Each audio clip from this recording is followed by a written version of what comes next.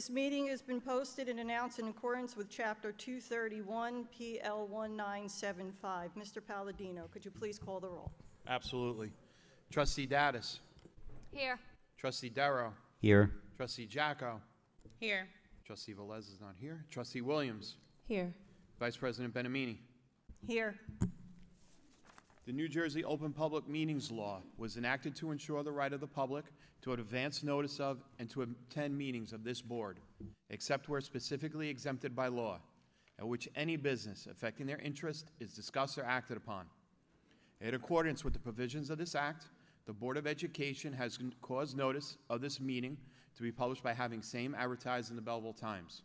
Also, notice of this meeting has been mailed to the members of the Board of Education, the Borough Clerk, all elementary schools, the middle school, the high school, Hornblower Early Childhood Center, and posted on the district website. Also, this meeting is being televised via the district's YouTube and Facebook pages. Thank you, Mr. Palladino.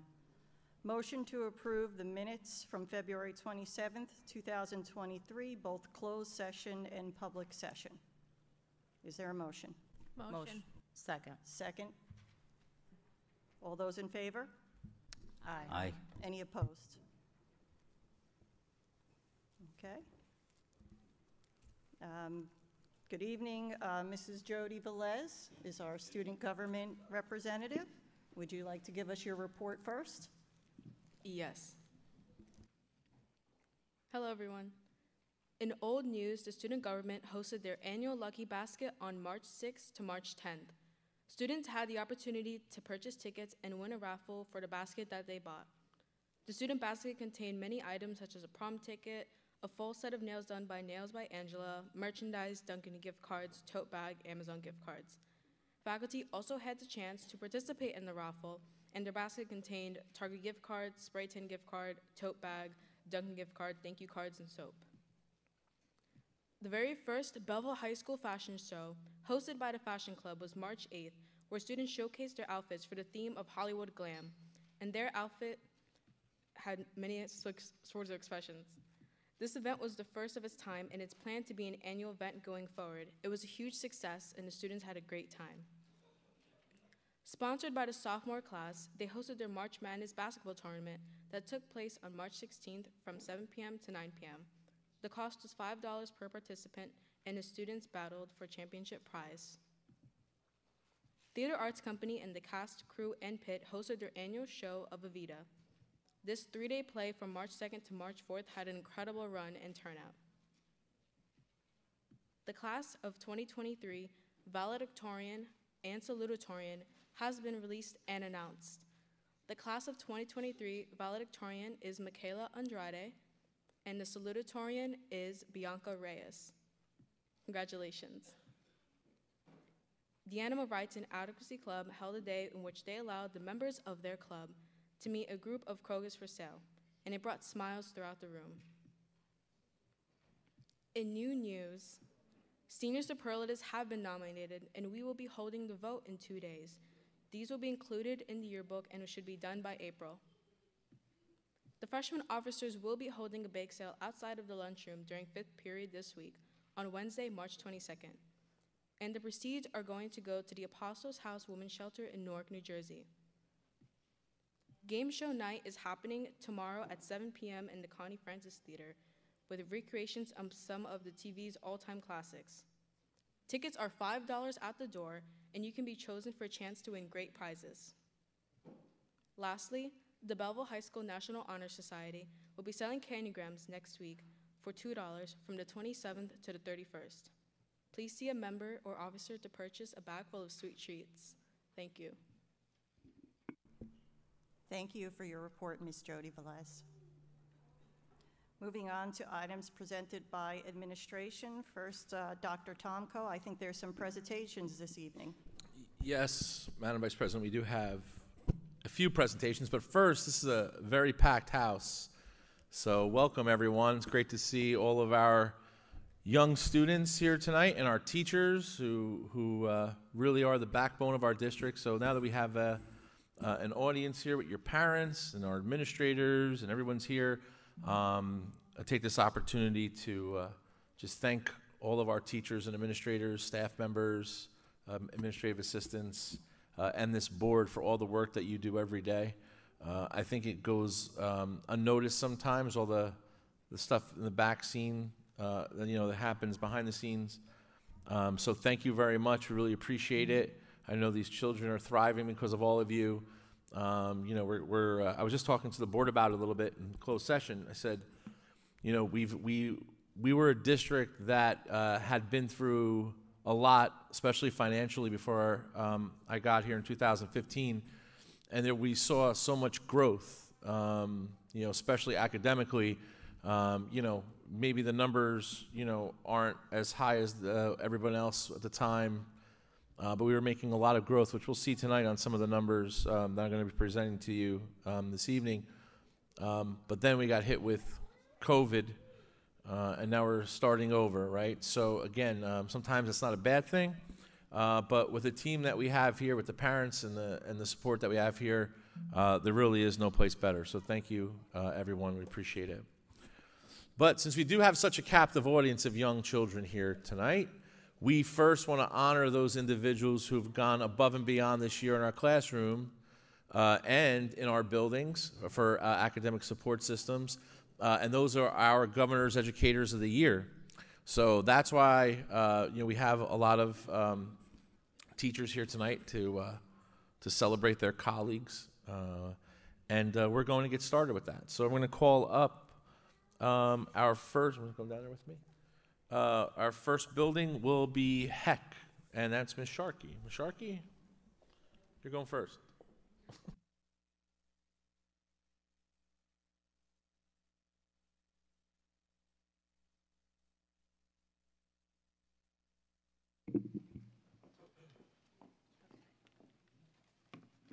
Good evening.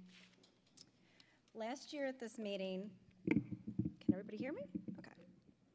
Last year at this meeting, I shared how continually thankful I am for the amazing team that the Hornblower staff had become since our inception a couple years ago. 1 year later, I am truly humbled to say that we are not only an amazing team, but have become a family. We all, regardless of role, do whatever needs to be done to ensure that each of our preschoolers has a positive day, and the two individuals that we recognize this evening are both outstanding in this feat. Ms. Lauren Water is an exceptionally talented professional who is consistently observed going above and beyond for her students in the Hornblower Early Childhood Center. She skillfully plans and implements lessons that engage her students in a creative manner and supports their individual needs, fosters independence, and challenges them at each skill level. Ms. Water intentionally embeds thematic concepts through discrete trials and generalizes them to various environments. She leads a staff of coach and paraprofessionals who demonstrate care just as deeply as she does. She is often observed putting in her own time to remain after school with students, one of the first teachers in the building and the last to leave for the day. Ms. Mortimer gives back to the Belleville community by volunteering her time at events such as the Veterans Day and Holiday Lighting, Veterans Day Parade and Holiday Lighting, and by chairing and co-chairing many of our committees. She's a dedicated, hardworking educator, and we are truly fortunate to have her as a member of our family. Ms. Lauren Waterer.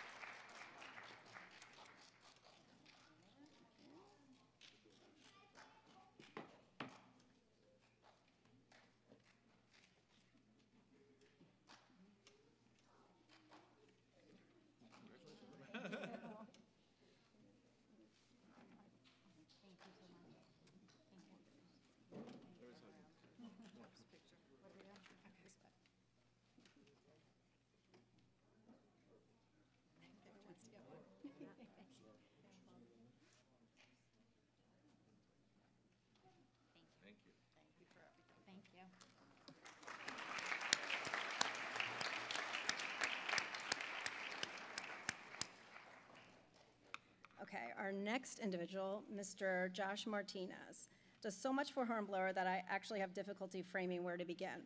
Mr. Martinez not only leads our building in safety and security measures, but he is a constant presence of help and support throughout our day. Mr. Martinez consistently makes students and parents feel comfortable as he's often our first point of contact when entering the building. When we had 150 students last year, Mr. Martinez knew each student as well as their parents by name. This year, our enrollment has increased to close to 300 students, and within the first few weeks of school, Mr. Martinez knew each student, their families, and their class. Whether it is translating, turning off water valves, or door alarms, problem-solving graduation and parade crowd control, or escorting students to and from class, Mr. Martinez is a hardworking, responsible team member who leads us in times of crisis. He is a true asset to Hornblower, and we could not run our building without him. From the Hornblower community and staff, thank you, Mr. Martinez, for everything that you do.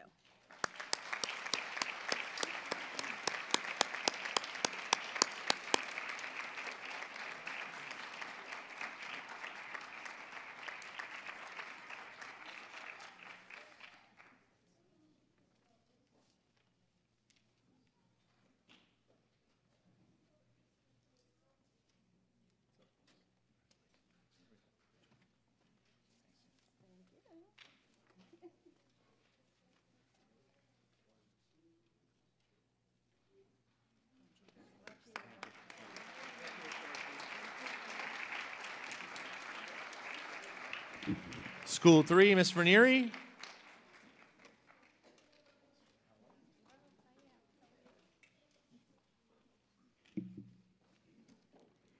Dr. Tomko, Belleville Board of Education, and the Belleville community, I would like to ask Ms. Taryn O'Mara to please come down and join me at the podium.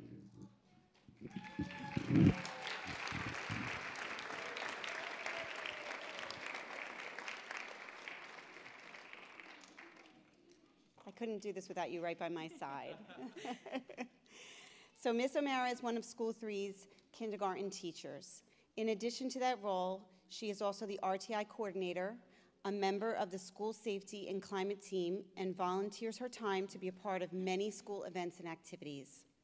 Taryn is recognized for her love for young children, her patience, creativity, and the quality of education she provides in the classroom. She also always has a smile on her face, full of ideas and eager to help. Taryn contributes in a substantial way to the improvement of education in the Belleville Public School System. Taryn, for your commitment to our students, your passion for teaching, and for your leadership that goes beyond the classroom, it is my pleasure and honor to present you the Governor Education of the Year Award at School 3. Congratulations.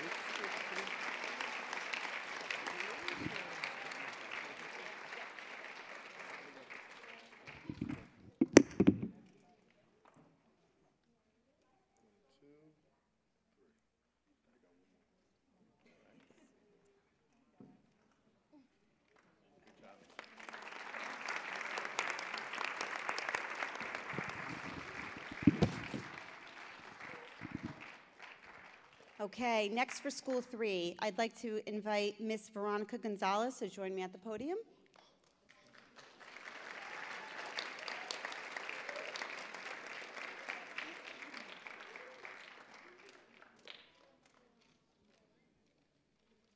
I need you right here by my side. Okay, so Miss Veronica Gonzalez is a paraprofessional at School 3 and is one of the adaptive classrooms. She provides a positive, friendly influence over the classroom and encourages a welcoming environment. Veronica enjoys working as part of the team and assists in any way she can to provide a nurturing guide for the students while attending to their needs. Ms. Gonzalez also collaborates with colleagues, students, and families to create a strong culture of respect and success. Veronica, for your professionalism in the classroom and for bringing your spirit and enthusiasm to the students and our school community, it is my pleasure, and I am so proud to present you the Governor Educational Service Professional Award for School 3. Congratulations.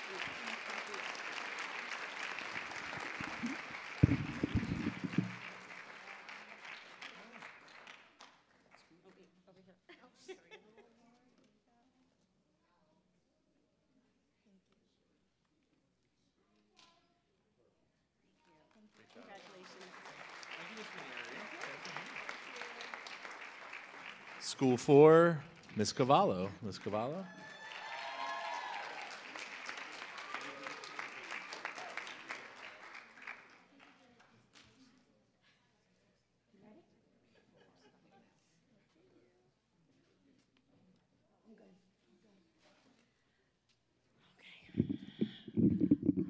Good evening, everyone.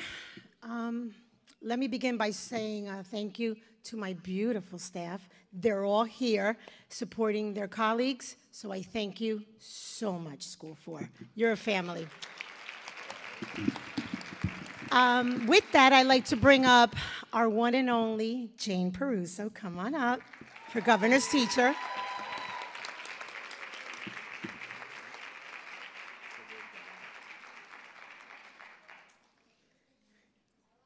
Coming?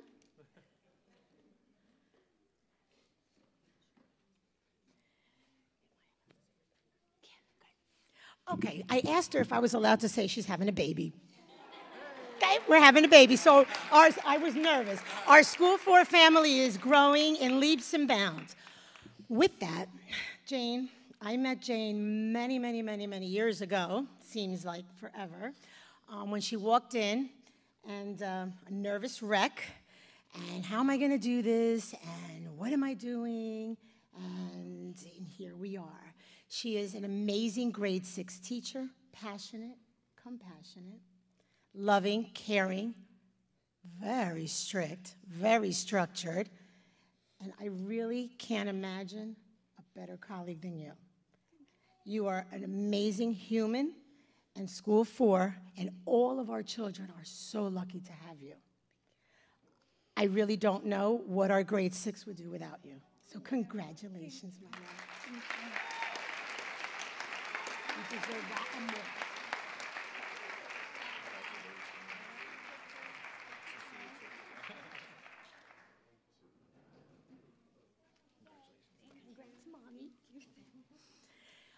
Okay, Miss Marullo. Vanessa, come on up.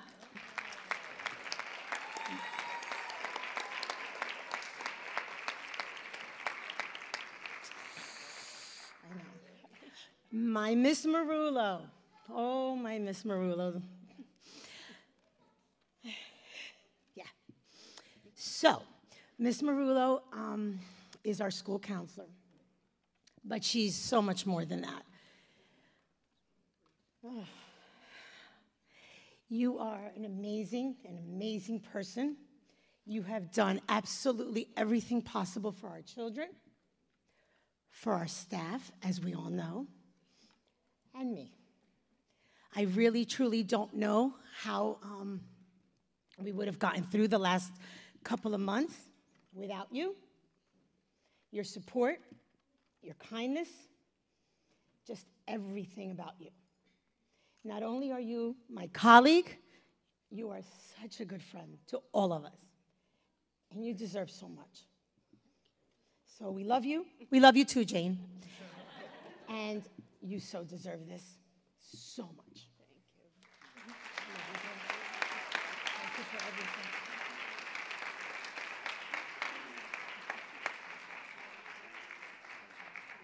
I don't write anything down.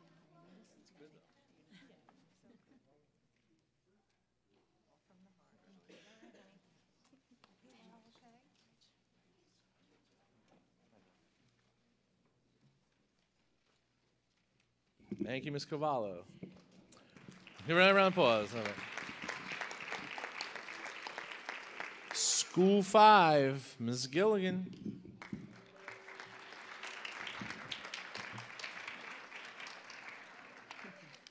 Sophia, do you want to come up?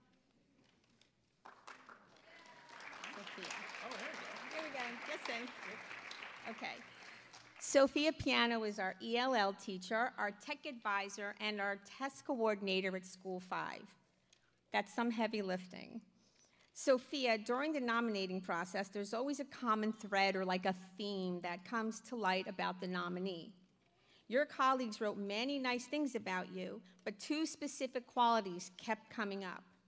It was agreed, among other things, that you were kind and hardworking. As the ELL teacher, students count on you to help them acquire the English language so they can be successful academically and socially. Teachers mentioned that their students look forward to going to your class. They love when you come, they love going there.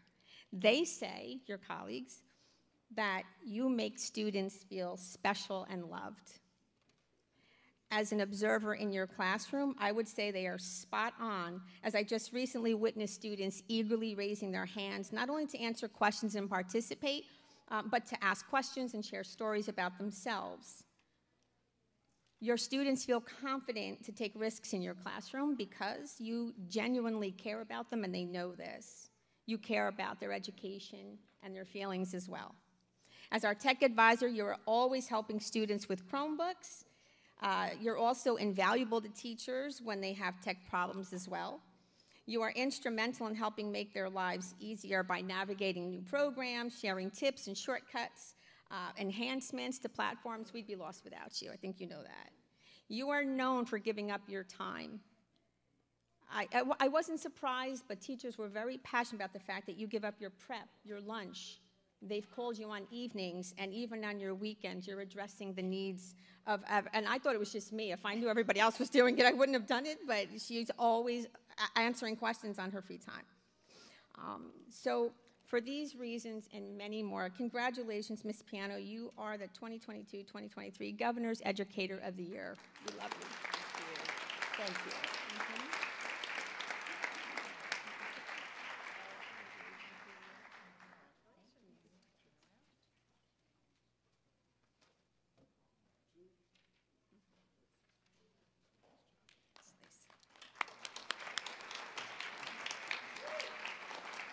Ms. Modesto, can you come on up, Lisa? Come on.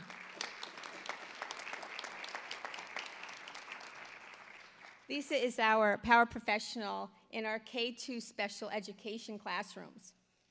The recurring theme that came up for you during the nominating process was, and I quote, "What a joy it is to be around Lisa."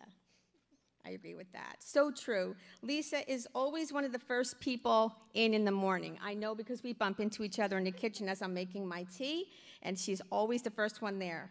And she's a paraprofessional, so not the teacher, but she's there before a lot of us. And in that short interaction, Lisa will sometimes share a story about her family or her daughter, who she's very proud of, or she'll ask something about me. And sometimes she'll simply wish me just have a really, really very good day. I almost always start my day off with Lisa, and what a great start to the day that is. Her warmth is comforting. So how amazing that is for her sweet students in Miss Liardo's class. From there, Lisa goes to prepare for her day and then greets her students as they come off the bus. I've seen Lisa speaking to her students with the same attentiveness and smile on her face as she was just speaking with me. She values her students, and they feel that. She's real. That makes you know that she's real. Lisa's gentleness and patience pairs well with her ability to work with her students in groups under the guide of her teacher, teaching basics of reading, writing, and math. I can't walk by Miss Liardo's class without seeing every adult in that room working. She does not sit on the sidelines.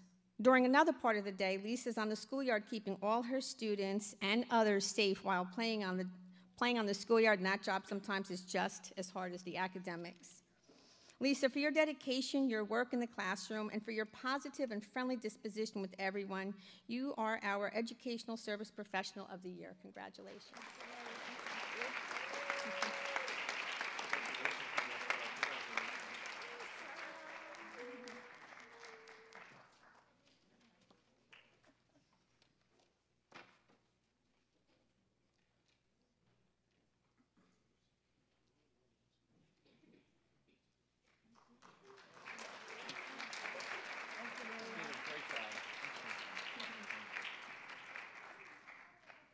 Mr. Belton, School 7.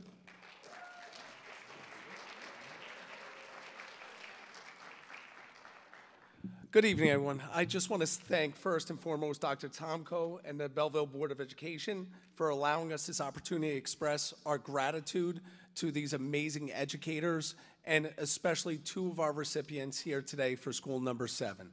First and foremost, I would like to introduce our Educator of the Year, Miss Chris Cahill. May you please come up.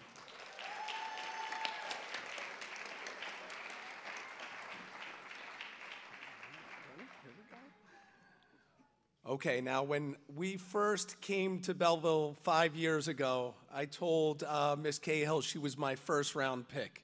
And she truly, genuinely has been living up to that expectation because she is continuing year after year to prove how amazing of an educator she is because she always puts her students first and she is dedicated to her craft.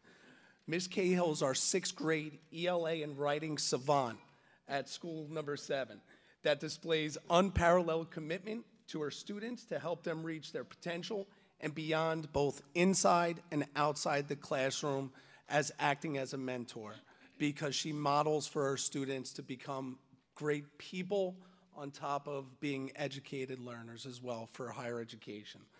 Each day, Ms. Cahill pushes herself to be the best educator she could be to make sure all of her students are provided the best opportunities inside the classroom and out. Her passion and dedication are displayed every day, most important in evidence through the actions and accomplishments of her students she inspires on a daily basis. Each day, her students leave the classroom with their heads held a little bit higher and knowing that they could attack the next day. Her compassion and persistence is one of the most important things that her students see, and they know that it is unparalleled because they will not fail in her class because she keeps pushing. It is my privilege to present Miss Chris Cahill with School Number 7's Educator of the Year.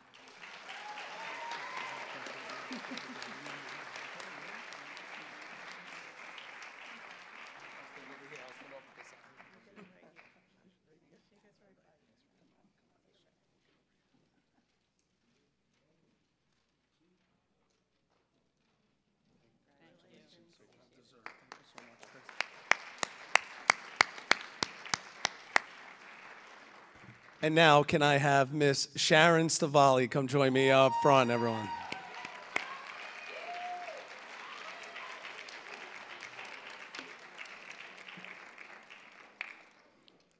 Don't worry, I'll keep clapping, Sharon, for you. It's a long walk. It's a long walk. I got you.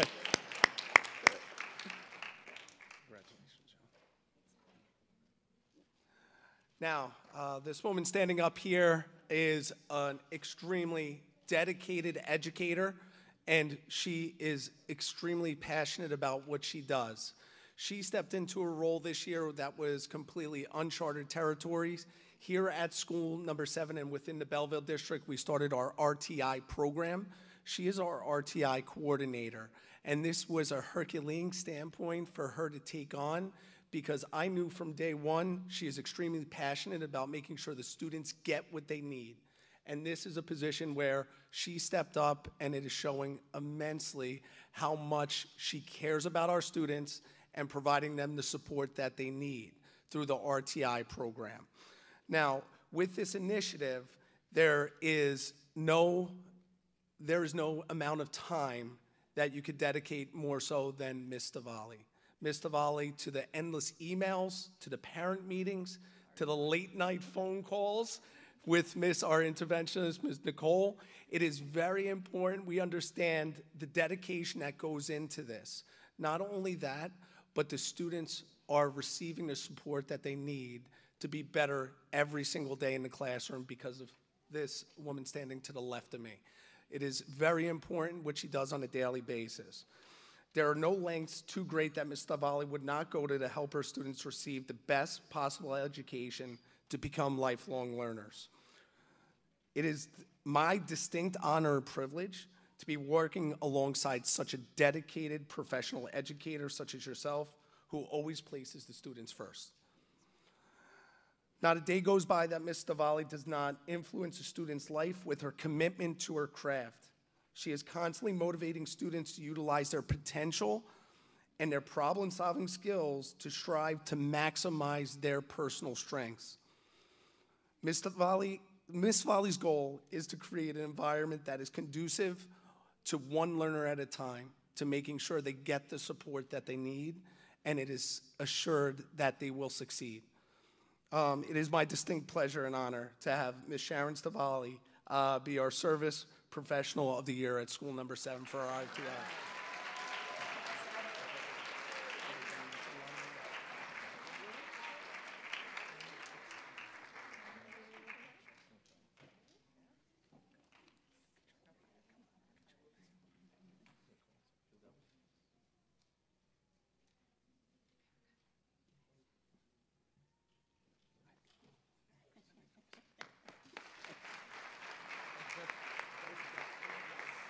School 8, Mr. Giacchetti. There he is.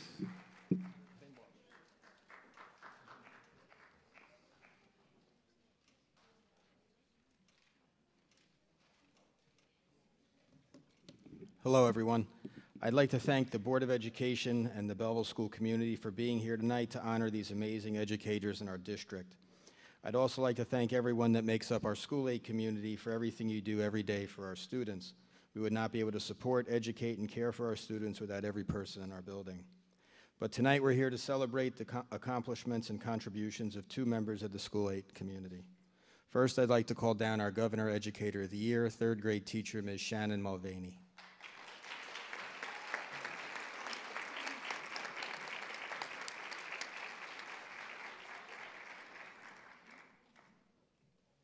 Ms. Mulvaney is involved in all things School 8, serving on committees, functions, assisting with scheduling. She's a consummate dedicated professional who's passionate about teaching. She's an advocate for children. She's diligent, caring, thoughtful, and she's an amazing teacher. Again, congratulations, Ms. Mulvaney.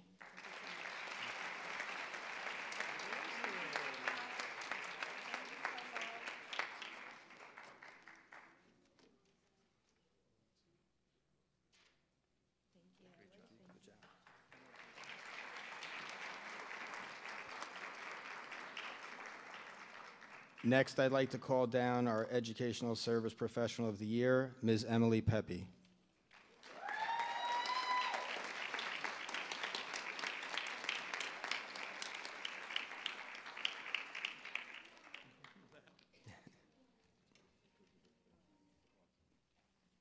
They're just all looking at you, don't worry about it. Ms. Pepe serves as our school media specialist. We're lucky enough to have her a few days in the building. She is the total team player. Earlier this year, she lost her media center, her classroom, to facilitate an extra kindergarten room. She did it with no problem, or at least that's what she said to me. But she didn't skip a beat. Her materials are moved all over the school. She works on a cart. She works out of crates. But she prepares engaging, creative lessons that are interesting. It's one of the students' favorite classes. She's professional. She's involved in the school community. She has the unique ability to connect with all the people she comes across, including the most important people in our building, our students. And she's genuinely one of the nicest people to work with. Congratulations, Ms. Pepe.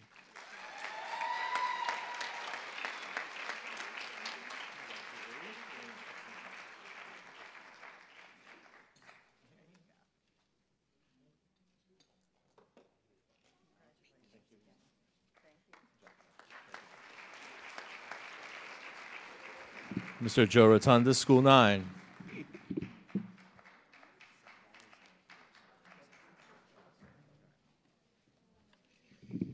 Good evening, Dr. Tomko, members of the board, community members. The School Number 9 Educational Service Professional Award goes to a person, for all intents and purposes, is the glue that keeps our school together. Mrs. Sherry Zangari is more than just a school counselor. She is a caretaker. She is proactive in educating our staff and students on the importance of health and wellness. I may often say this, but she is a person that truly makes my job easier. Please join me in congratulating Mrs. Sherry Zangari.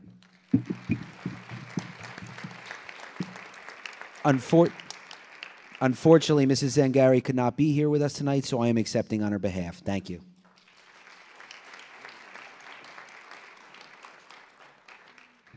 Our Governor Educator of the Year is Ms. Sharon Greco. Can you please come down, Sharon?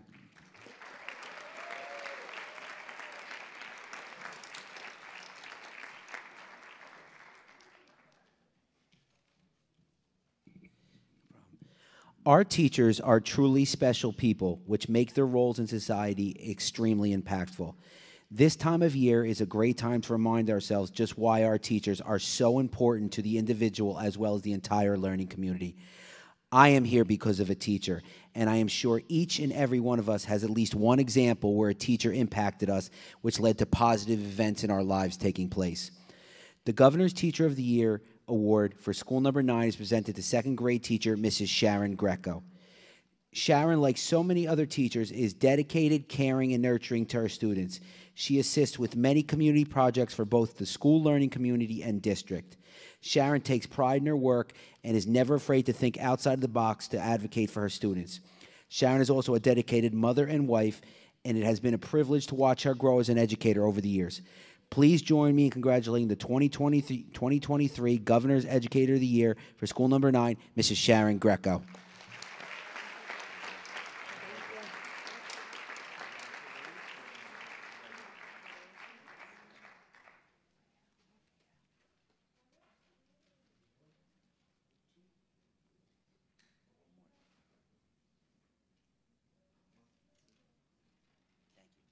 Thank you so much. Thank you. Thank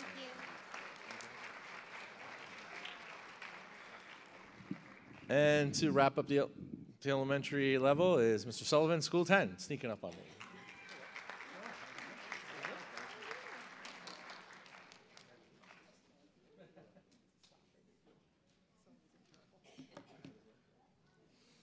Hi, everybody. It is my privilege to announce the School 10 Teacher of the Year Award recipient, Mr. Dave Ackerman.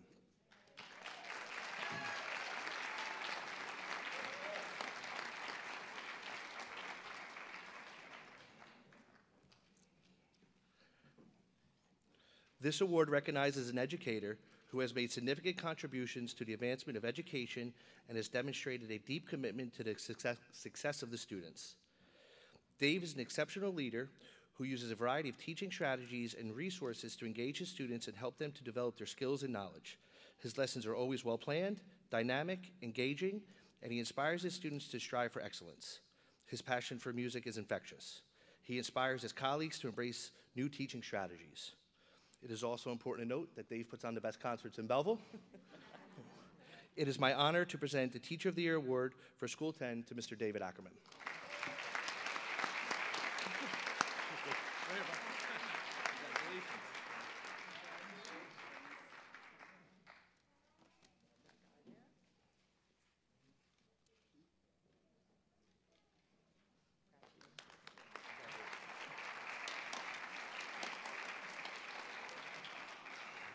I also get to present the award for the Educational Services Professional of the Year Award to Ms. Karen Franciosa.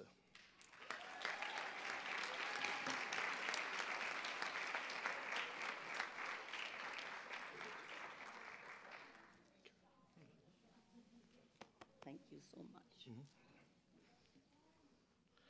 So the award recognizes an educator who has made a significant contribution to the advancement of library education and has demonstrated a deep commitment to the success of the students.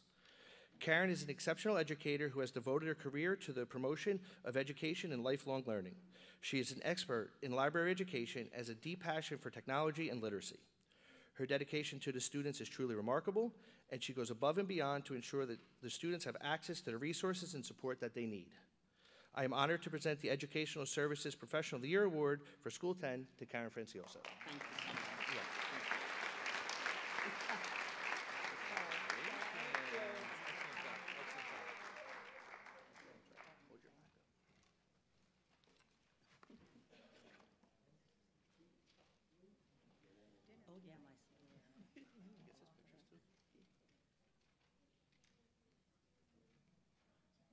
Thank you so much.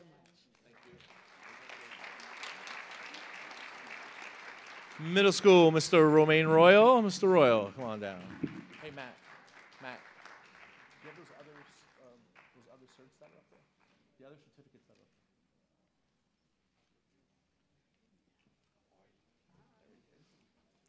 there? Good evening, everyone. How are you? Yeah, give me a little energy. That's what I like. Listen, I just want to thank everyone that's here. A night like this reminds you of what it is to be an educator and how proud you are to be part of this profession. So I just want everyone to give yourselves a round of applause for inspiring us all.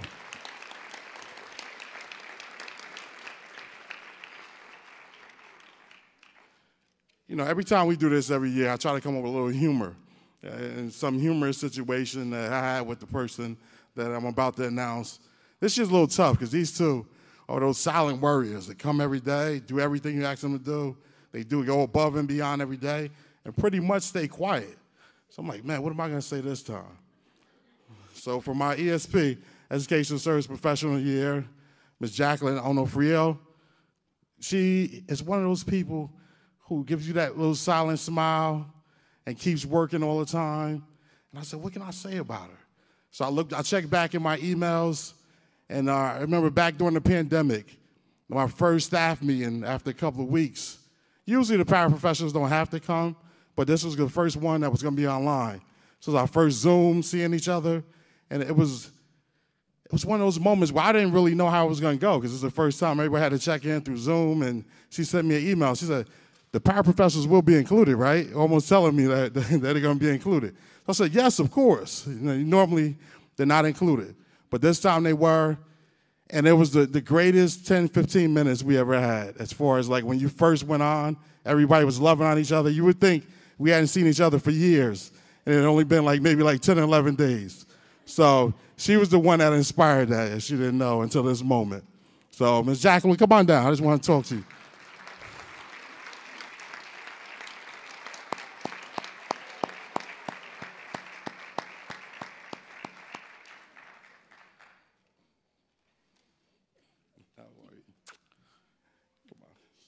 I'm not finished with you.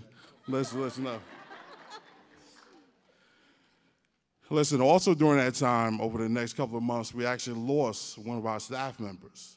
And, that was one of the hardest things once I found out what happened, to send that email out afterwards. And I don't know if she remembers this, but she was the first one to respond, and she sent me a little prayer. She prayed for the person's kids, the boyfriend, and she gave me a little prayer. So I always want to thank you for that, because talking to you that day and reading that prayer, every now and then I go back to that email and read it. All right? So thank you so much. Thank you. And she deserves this award. Thank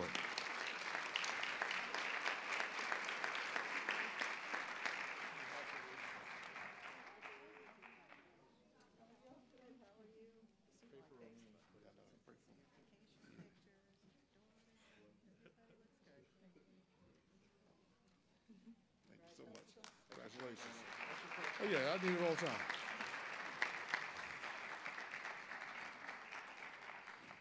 Or for our Teacher of the Year, Ms. Kathleen Lorenz.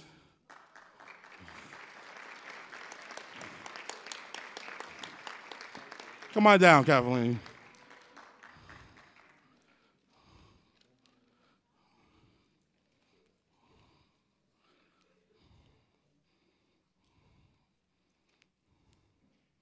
She's so wonderful.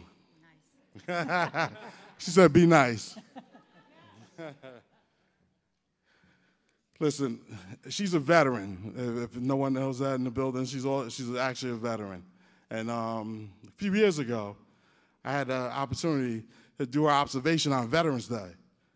And she had a lesson that had these kids at the edge of their seats. And me too, I forgot to type everything in. I was so enthralled in the actual lesson itself. So I just want to let her know that she inspired me. And whenever I hear Veterans Day now, I always salute the veterans. I always did before, but I do it a little extra special, because whenever I think Veterans Day, I think of that day I was in your classroom. Thank you so much. And also, she's retiring this year. So I look at it as she's going out like the true champion she is. She's going out on top. So I just want to say to Kathleen Lawrence, thank you, and congratulations, champ.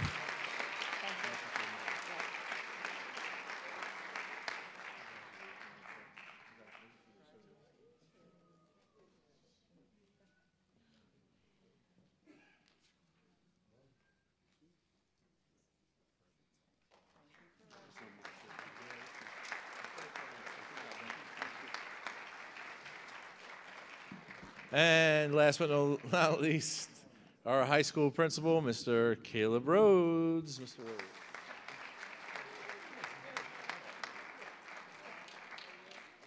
It's always tough to follow Mr. Romaine. We're going to change this up next year. So I'd like to bring down our Educator of the Year, Mr. R.J. Laxamana.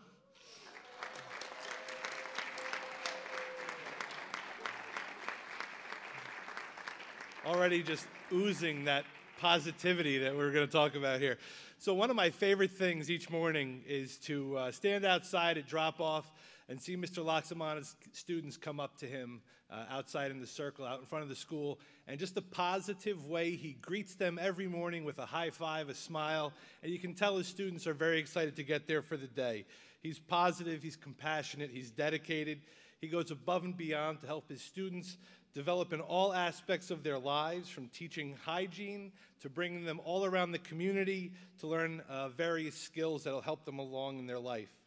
He works very closely with the students to increase their sense of independence, and he's truly respected by students, parents, peers, and administrators alike. I don't think I've ever heard a person ever say a bad thing about Mr. Loxamana, and that's really something that's pretty impressive. Mr. Loxamana, congratulations.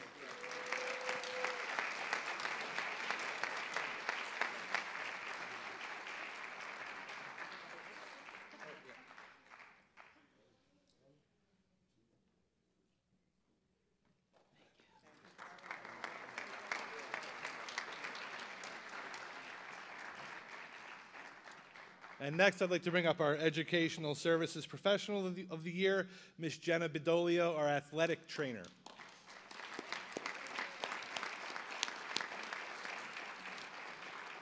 A long time ago, when I considered myself a student athlete, my trainer knew how to tape ankles and maybe a broken finger or two. But those times have changed tremendously, and Jenna takes on that job with great care and dedication. She's Mr. Mara's right hand. Mr. Mara is our athletic director, if you don't know. She's there to support our students in every way possible, in ways that you wouldn't even imagine. She works hard to maintain open communication with students, administration, parents, coaches, nurses, and doctors. I think more people than anyone else that's come up here so far. Rearranges her schedules on a consistent basis to make sure our students get their physicals in on time to the doctor so that they can start their practices or even be cleared to practice or play following an injury. Athletic training is so much more than it used to be, with recovery and preparation, and Ms. Bedolio does a great job here at BHS. We are extremely lucky to have her, so thank you.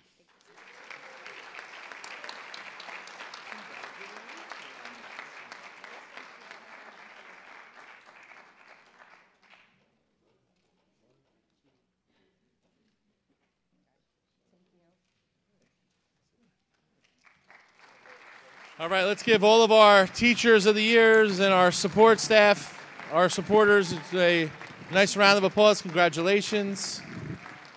I just want to say that all of our kids are doing an excellent job here, so give us a couple more minutes. We just have a few more awards for some of our community members, but we're now going to honor a few heroes. I'm going to call Ms. Sharkey back up for something that occurred, and she's going to explain it. So, Ms. Sharkey.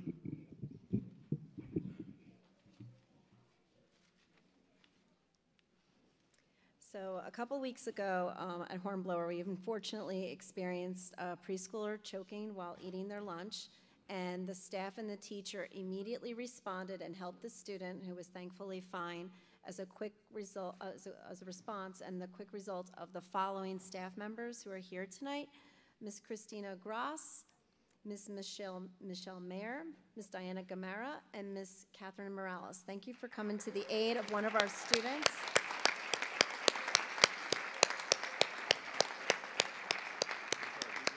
You guys can come on down. Oh, awesome. Thank you.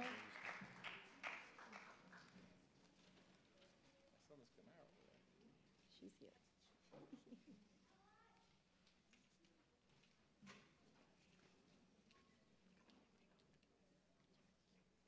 you very much, guys. Excellent job. Superheroes. Incredible job. Incredible job. Congratulations. You guys are belting. Very much. Excellent job. Excellent job. Incredible job.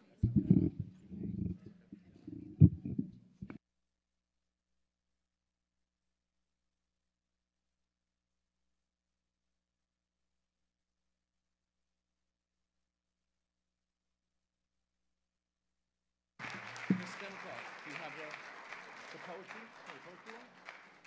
The poetry contest? No, I know. The Women's History's last. Do the poetry contest. Okay, now we have some poetry contest winners, and then we'll get to the main event. So Ms. Demikoff is going to be doing both of those. So Ms. Demikoff, our curriculum director, come on up.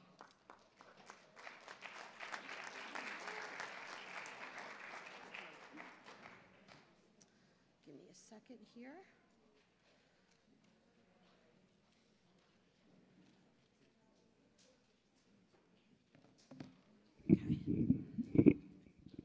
Good evening, Dr. Tomko, members of the Board of Education, members of our community.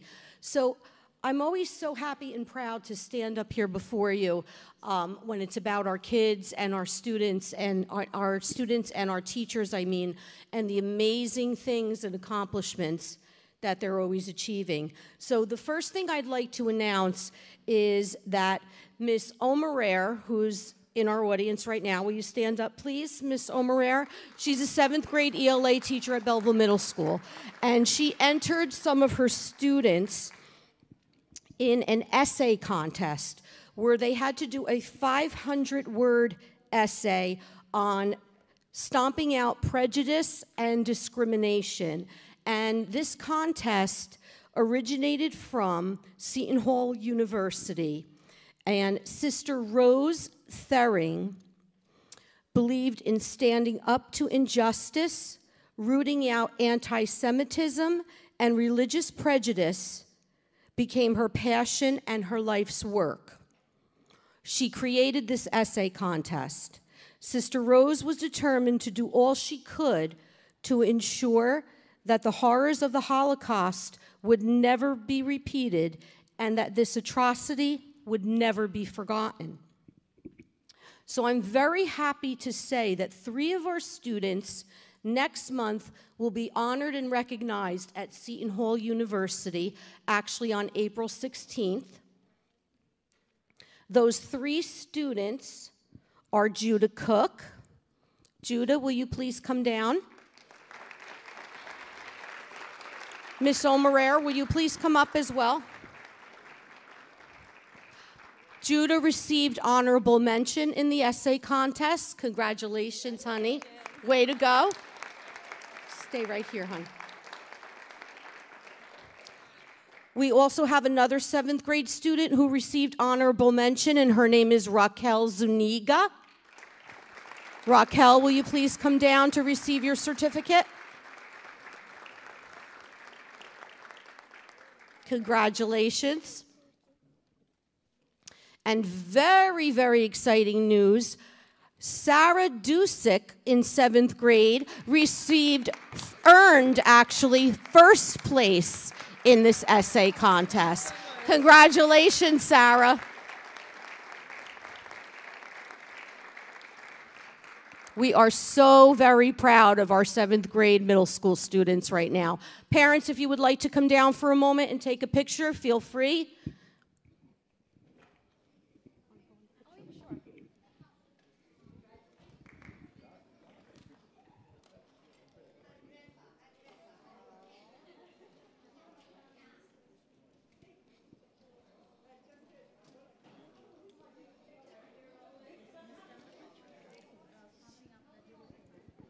I'm so sorry.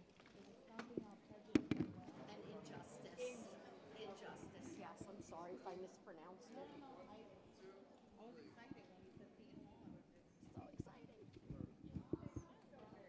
Okay, once again, let's hear it for our Belleville Middle School students. Honorable mention and 1st place. Way to go.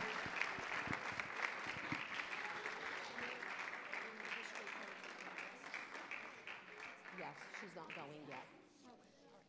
Starting out with elementary. Jeff, I'm going to keep going. Yeah, I gotta get everybody down. I need you to log in. You gotta turn the projector on. Get the login.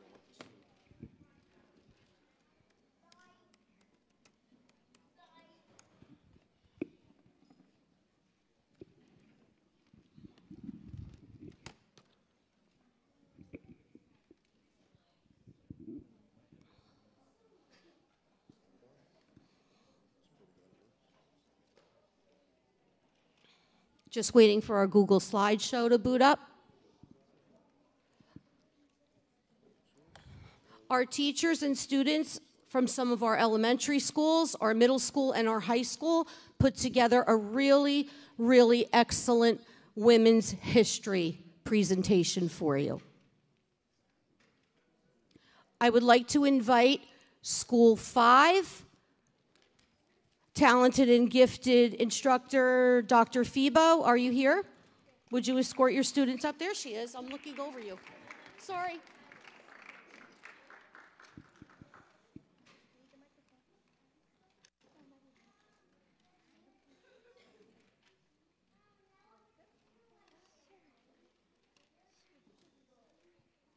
Okay, why don't you take the mic, honey, and why don't you stand and face the audience? Right over there. Go. Do I go? Start? Okay. The gifted and talented at School 5 are here to present to you, the board members, our unique project for Women's History Month. We have developed a Google site that displays our final project. Each of us selected a strong female that has influenced us. We then conducted weeks-long research that helped us better understand their contribution to our society. Good evening, everyone. It is our pleasure to be here tonight representing our school in honor of Women's History Month. Yes, we would not be here today if it weren't for some amazing woman we call Mom. For our presentation, we focused on women that have inspired us. We researched various people and selected a few women that have impacted our traditions, history, and culture. For example, on June 30th, 2015, Misty Copeland had become our first African-American woman to be promoted to principal ballerina. Copeland's achievements was groundbreaking, as there have been very few African-American principal ballerinas at major companies. Next, we have Julia Child, a famous chef, author, and television personality. She made French cuisine accessible to American audience. She was one of the first women to host her own cooking show on television, providing tips and lessons on how to prepare French food in a simple and easy manner. Many people may not know who Josephine Baker was. She was the first African-American woman to star in a motion picture, to perform with an integrated cast at the American Concert Hall, and one of the first African-American entertainers who achieved acclaim both in movies and on the stage. Thank you all for coming. This concludes our presentation. Thank you, honey. Madeline LaGruda. Congratulations. Juliet Guevara.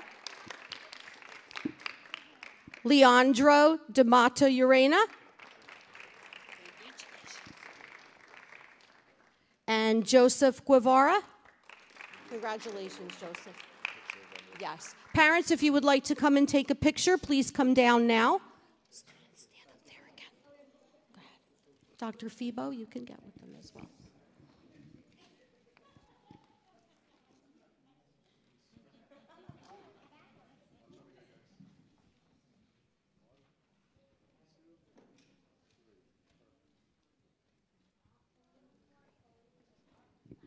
I also have to mention that the students that just presented to you are our talented and gifted students at school number 5. Way to go, great job. Okay, we're going to continue with school 5. Mrs. Stevenson, will you please come up with your students?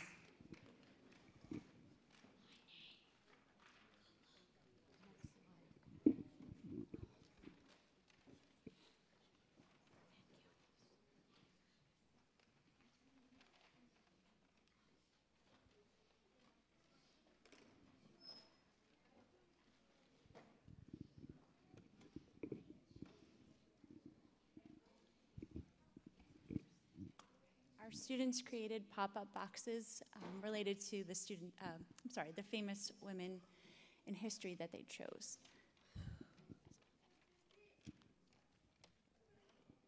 I chose Julia Child because not many people are chefs.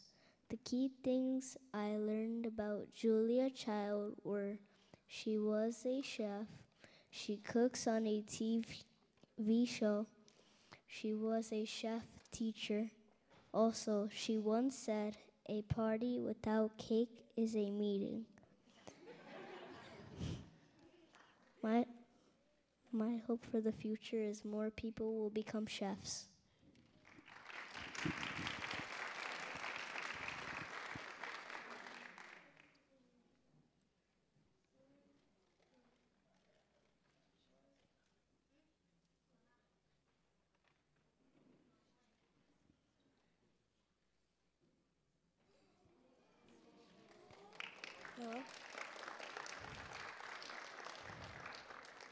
I chose Kamala Harris because I think it's cool that she's the first ever female vice president. The key things I learned about Kamala Harris were she has 2 stepkids, she went to 2 colleges, and she was elected into Attorney General. My hope for the future is that more women are elected as vice president or even president.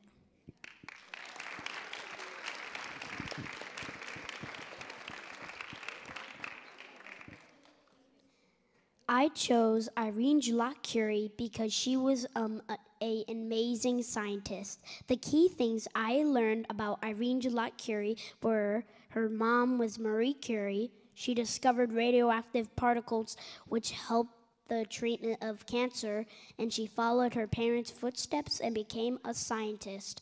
My hope for the future is that I can be a great scientist like her.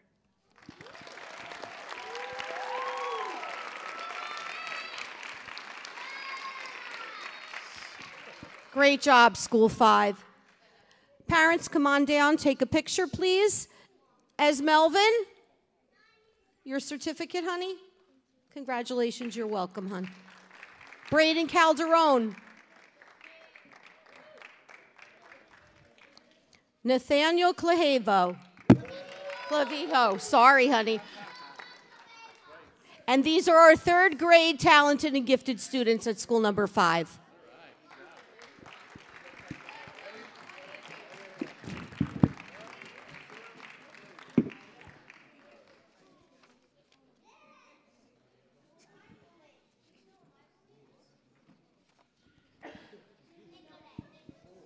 Okay, School 7. Mrs. Grasso and Miss Feeser, please come down with your students.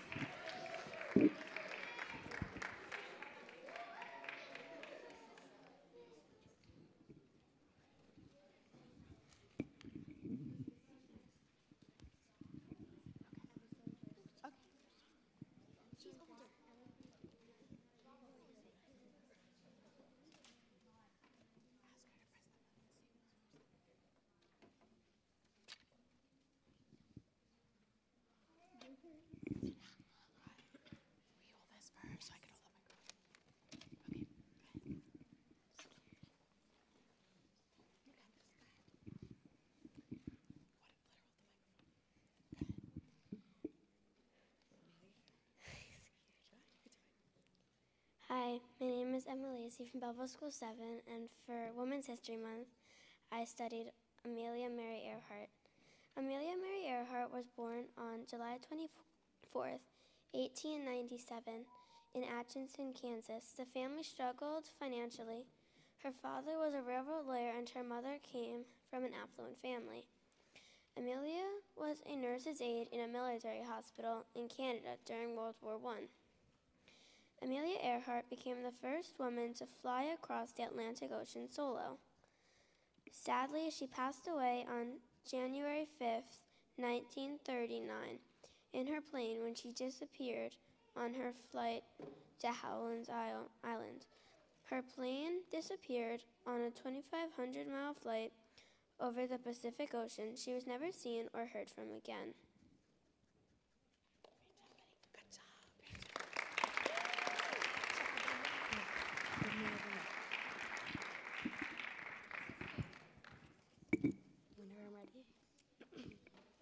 Hi everyone, my name is Mia Mirando from Belleville School 7, And for my project, I did the famed actress Jenna Ortega. Jenna Marie Ortega, okay, that's her full name, but since she is an actress, I will also list some of the stuff from her character as well as pictures. Jenna Ortega was born on September 27th, 2002. She was born in Coachella Valley, Southern California. Jenna Ortega grew up in California with her 5 siblings and parents. Her mom was a nurse and drove 7 hours just so she could get to auditions in LA. In my opinion, one of Jenna's accomplishments was being able to keep a straight face for the entire series of one of her famous shows, Wednesday, except for when the parts she was supposed to smile.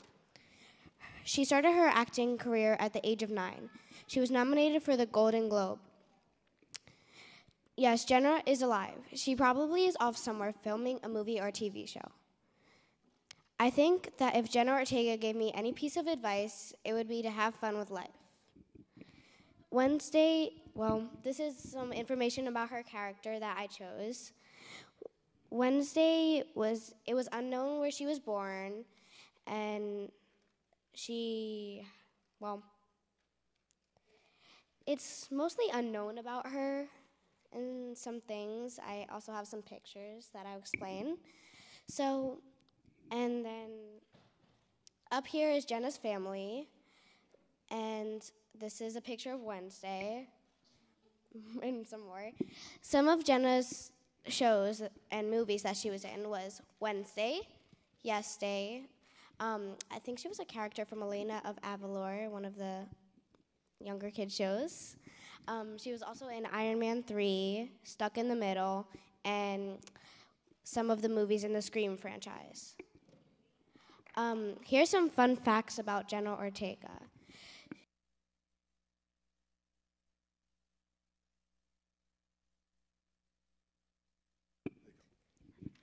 Sorry about that. Some fun facts about Jenna Ortega is that she is friends with Olivia Rodrigo. Her favorite color is purple.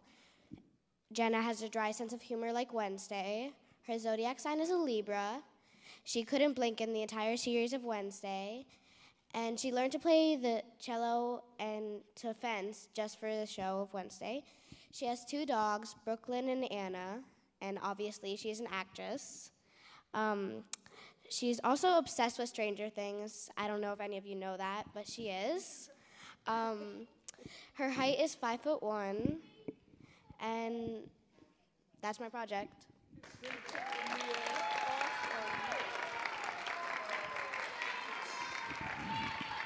Great job, School 7. Emma Lacey, here's your certificate. Great job, honey. And Mia Mirando, here you go, hon. Congratulations. Parents, if you'd like to take a picture, please do so now.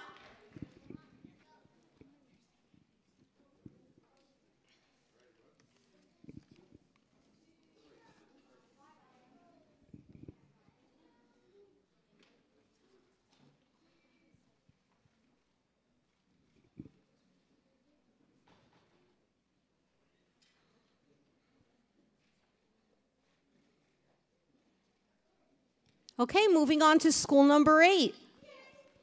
Miss Lieber, will you please come down with your students?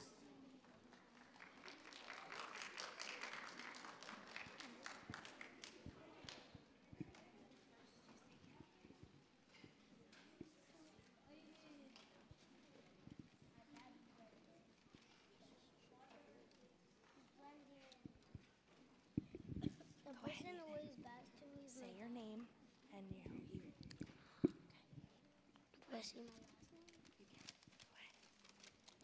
I am Ethan.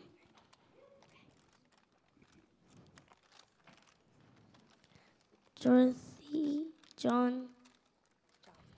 Johnson Vaughn, born September 20, 1910. Place of birth, Candace.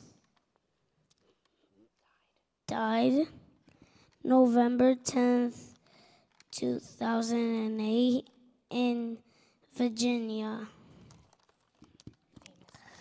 Famous for Dorothy was an American, was mathematician and human computer who worked for NASA. Fun facts. The Von crater that is on the far side of the moon is named after her.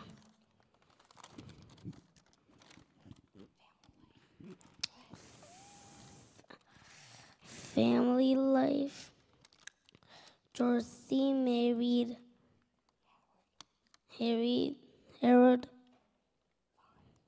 Vaughn and had 6 children. Good job.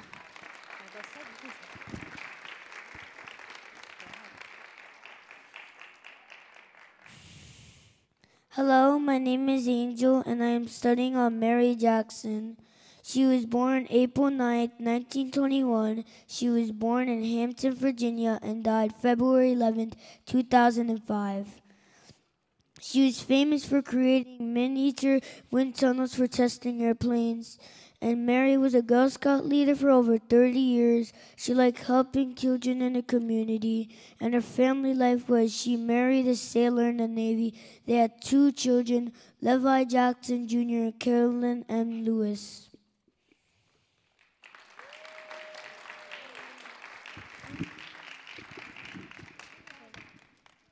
Hello, my name is Anthony. Studied for Katherine Johnson. Born August 26, 1918. Place of birth, West Virginia. Died February 24th, 2020. Famous for, Katherine was a NASA mathematician who played a key role in several NASA missions during the space race. She calculated the trajectory needed to get to the Apollo 11 to the moon and back. Fun facts, Katherine lived to be 101 and died in 2020. She is described as an American hero. I didn't finish yet. Family life. Katherine and her husband James had 3 daughters.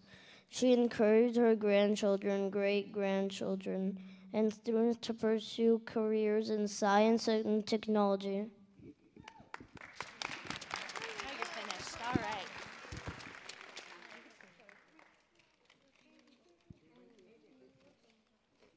Hello, my name is Emmanuel Ladoja, and I'm a 5th grader at School 8.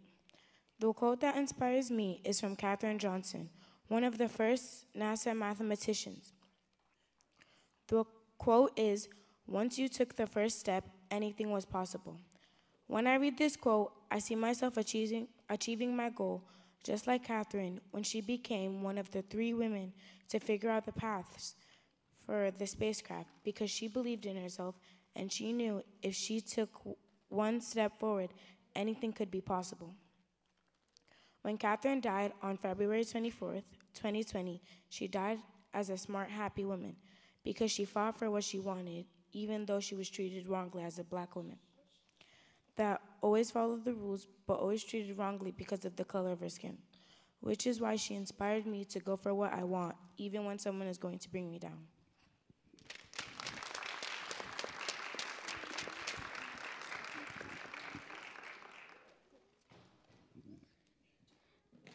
Good evening, everyone. My name is Natalie, and I'm a 5th grader at School A. Tonight, I will be talking about Maya Angelou. Maya Angelou was a well-known poet, civil rights activist, and many more. She was also known as Dr. Maya Angelou, even though she never got a college degree.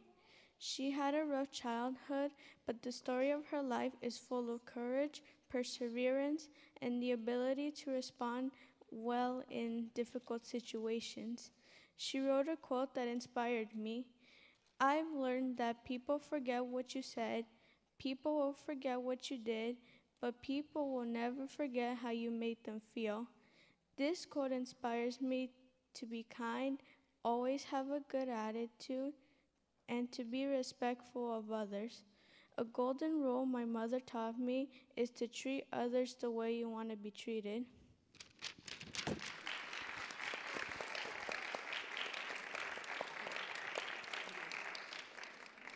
Good evening.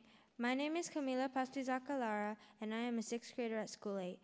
The quote that inspires me is from Florence Nightingale. So never lose an opportunity of urging a practical beginning. It inspires me because it tells me to take an opportunity that can start something new. Florence Nightingale was the founder of modern nursing. She took the opportunities she got and changed the way of nursing. During the Crimean War, she made sure everything was sanitary for the patients. Her efforts changed the way of nursing in the modern world. People like her took these opportunities and changed the world and started new beginnings. Thank you for listening.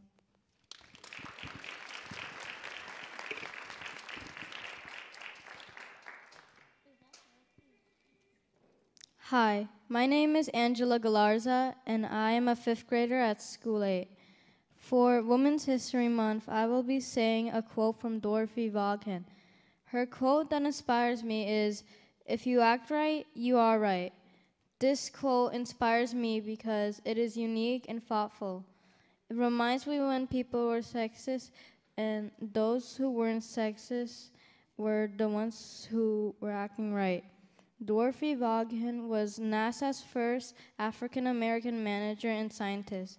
This was about Dorothy Vaughan and her quote that inspires me.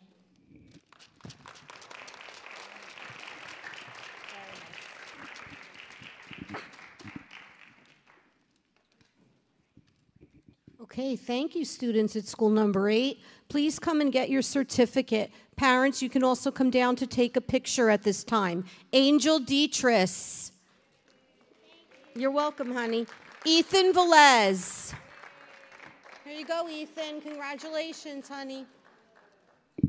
Angela Galarza. Congratulations, Angela. Natalie Guaman. Congrats, Natalie. Imani Oladoja. Congratulations, Imani. And Camilla Pasuzaka. Congratulations, Camilla.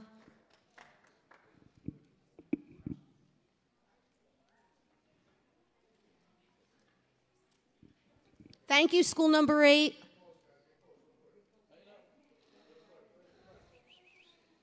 One more picture, one more picture. Go ahead.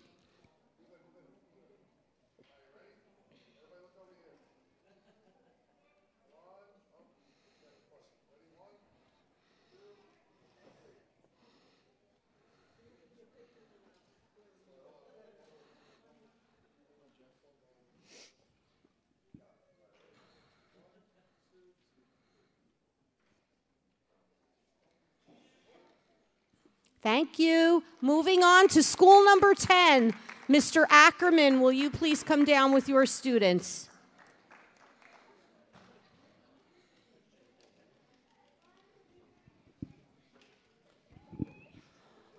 All right. So, to introduce, for their project, all I did is I told them their time limit, and I said it's women's history, have at it. And so this is fully created by them.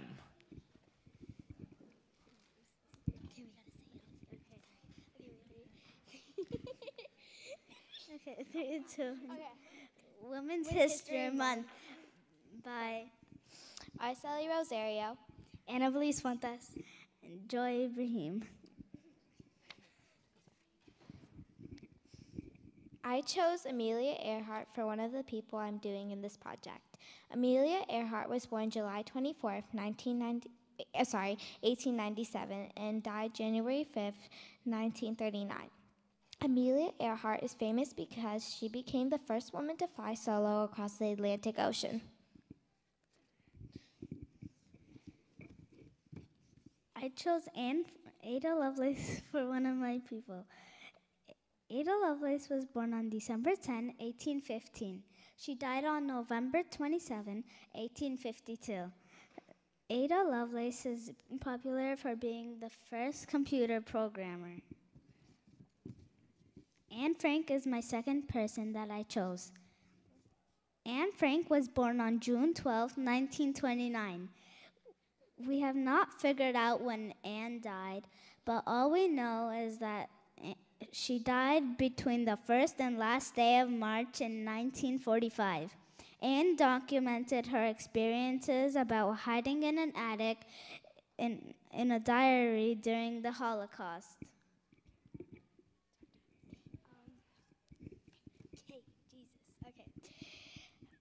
The first person I chose was Florence Nightingale. Florence Nightingale was born on May 12, 1820, and died on August 13, 1910. Florence Nightingale is known for being the founder of modern nursing. The second person I chose was Rosalind Franklin. Rosalind Franklin was born July 25th, 1920, and died April 16th, 1958. She is famous because of Photo 51, which revealed the double helix of DNA. The second person I chose was Marie Curie. Marie Curie was born on November 7th, 1867, and died on July 4th, 1934.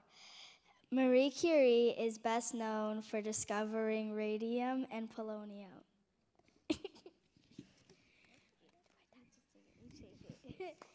Thank you for listening to our project.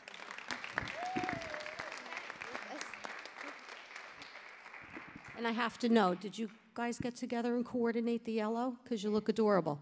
Okay. Here's your certificate, Araceli Rosario. Congratulations, honey. Joy Ibrahim. And Annabelize Fuentes. Great job, girls.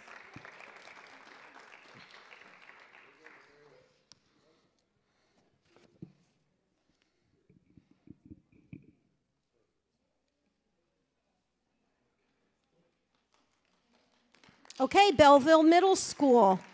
Miss Omerer, will you please come up with Juliana Ramirez?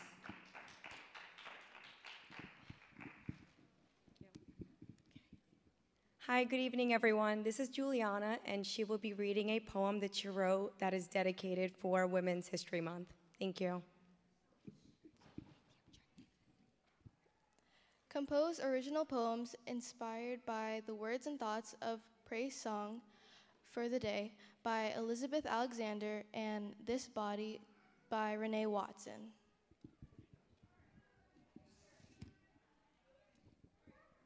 Believe in yourself. No one is perfect. Everyone has something negative to say or do. It makes you want to quit. It makes you want to hide. It makes you want to stop. But don't stop. Walk forward and keep going. Don't let anything get in the way of what you love. Imperfect is the new perfect. Scars can heal, scratches can heal, bruises can heal. Anything can be done. Walk forward into the light that you've dreamed of. You just need only you and yourself to make it happen.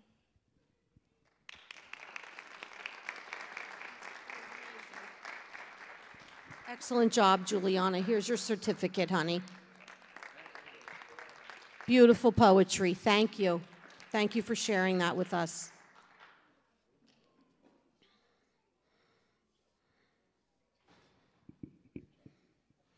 And last but not least, we have Belleville High School, and Jody Velez is going to come down and read a poem for us as well.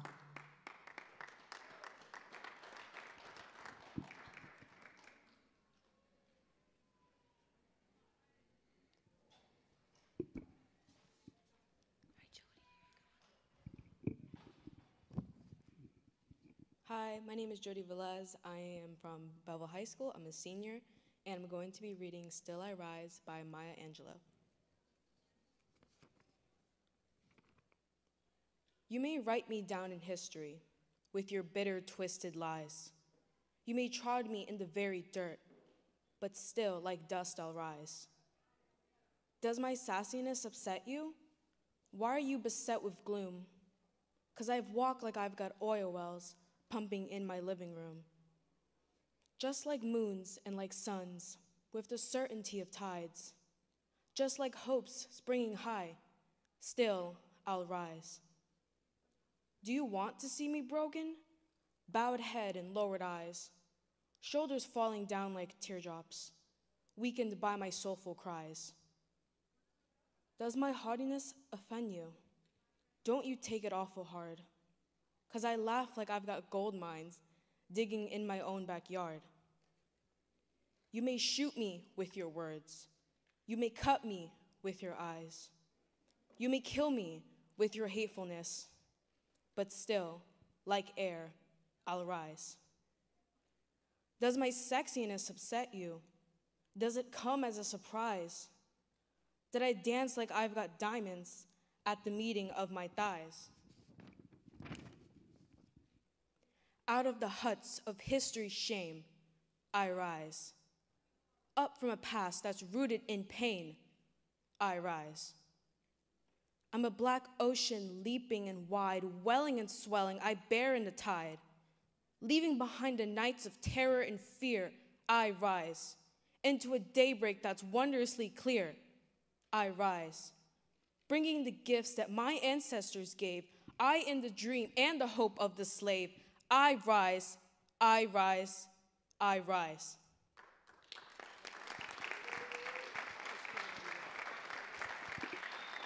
That was excellent, Jody. Thank you so much. I remember Jody when she was this big and she was a student at school number 3 when I was the principal there. Oh my gosh.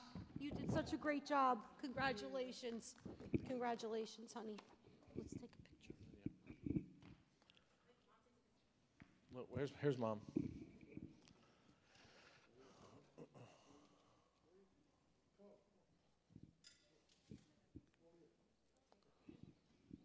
Let's give a nice round of applause for all of our presentations tonight. March is our incredible meeting where we have a lot of stuff to talk about, so we appreciate everyone who's still here hanging in, but just incredible. Ms. Demikoff, thank you so much, as usual. We have 2 more presentations. We have our auditor, Mr. Bliss, and then I'm going to do a presentation, but Mr. Lynn, I'm sorry. Lurch Fincy Bliss. It's our auditing firm. Mr. Bliss has been with us for several years now, well, probably more than several years now. He is going to present to the board this evening the ACFR report. It used to be the CAFR, but they changed that now. It's the ACFR report, which is a comprehensive annual audit for 2022. So I'm going to turn it over to Mr. Bliss. As always, sir, good to see you. Thank you, Dr. Tomko. How are you? I'm going to sit behind you. It's a little different, but. Okay. Let's put this in here. Thank you, Dr. Tomko. Good evening, board members. It's a pleasure to be here tonight to present the report for the year ended June 3rd of 22. Our main objective in performing the audit is to express an opinion on your financial statements as well as an opinion on your compliance with state and federal grant requirements. Our opinion on both the financial statements and compliance with major federal and state grant programs is unmodified. Unmodified means a clean opinion, means the financial statements are fairly stated. They are prepared in accordance with generally accepted accounting principles, and there were no scope limitations in performing the audit. A clean opinion or unmodified opinion on a financial statement is an absolute must when an audit report is issued. The single audit was also unmodified, as I mentioned, meaning that you complied in all material respects with your grant requirements. Anything other than unmodified could mean potentially disallowed costs and potential refunds to the grantor agency. So again, unmodified opinions on both the financial statements and your state and federal grant requirements. We noted no significant deficiencies and no material weaknesses in our report. With respect to the financial position of the district, overall, the district was in very stable financial condition. Ended the year with about $11.4 million of fund balance. The majority of those funds have been either restricted or committed or assigned to specific purposes. If you want to follow along, on page 79 is a summary of fund balances. Of the total of a little less than 3.4 million, we had a little over 2.9 million in capital reserve funds, which the district has not earmarked for any particular project, and those monies are available for capital projects that are in the long-range facility plans. We also had 722,000 of capital reserve, which the district is using in the 22-23 budget to fund capital projects in the current year. District also had $1,368,000 in maintenance reserve funds. Those are money set aside specifically for projects or costs related to required maintenance of school facilities. Neither the monies that are in the capital reserve fund or maintenance reserve fund can be used for teacher salaries, anybody's salaries, health benefits, tuition costs, transportation costs. They are restricted and reserved by board resolution for particular purposes for which the reserves were created, which is capital projects and maintenance projects. The district also had a little over $204,000 in unemployment reserves. The district is self-insured for unemployment claims, meaning you pay the dollar for dollar every claim that is filed. The district every quarter gets a report from unemployment of who's on unemployment. You verify those amounts. If you agree with them, you pay those claims. In our experience, being self-insured is more cost-effective than being on what is called the contribution method. The biggest items of surplus were in committed year-end encumbrances of about $2.5 million and assigned year-end encumbrances of almost $2.2 million. Year-end encumbrances are open purchase orders at the end of the year for which the district has either awarded contracts for certain services or purchased goods which the district has not received the goods or the services haven't been rendered. Those monies are committed or assigned to those purchases as the services are rendered or the goods are received. Those purchase orders are liquidated and expensed against the budget. Those monies, the $2.5 million in committed and the almost $2 million in assigned encumbrances, are no longer available going forward to fund future expenses. That left you with the unassigned fund balance of $1,449,000, which is the maximum allowed of unassigned fund balance the district is allowed to maintain.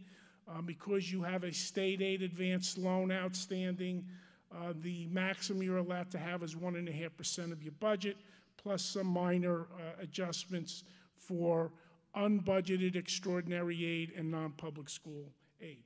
So overall, almost $4 million of fund balance, and again, a majority of which is either restricted for capital projects, maintenance projects, or committed or assigned to year-end encumbrances.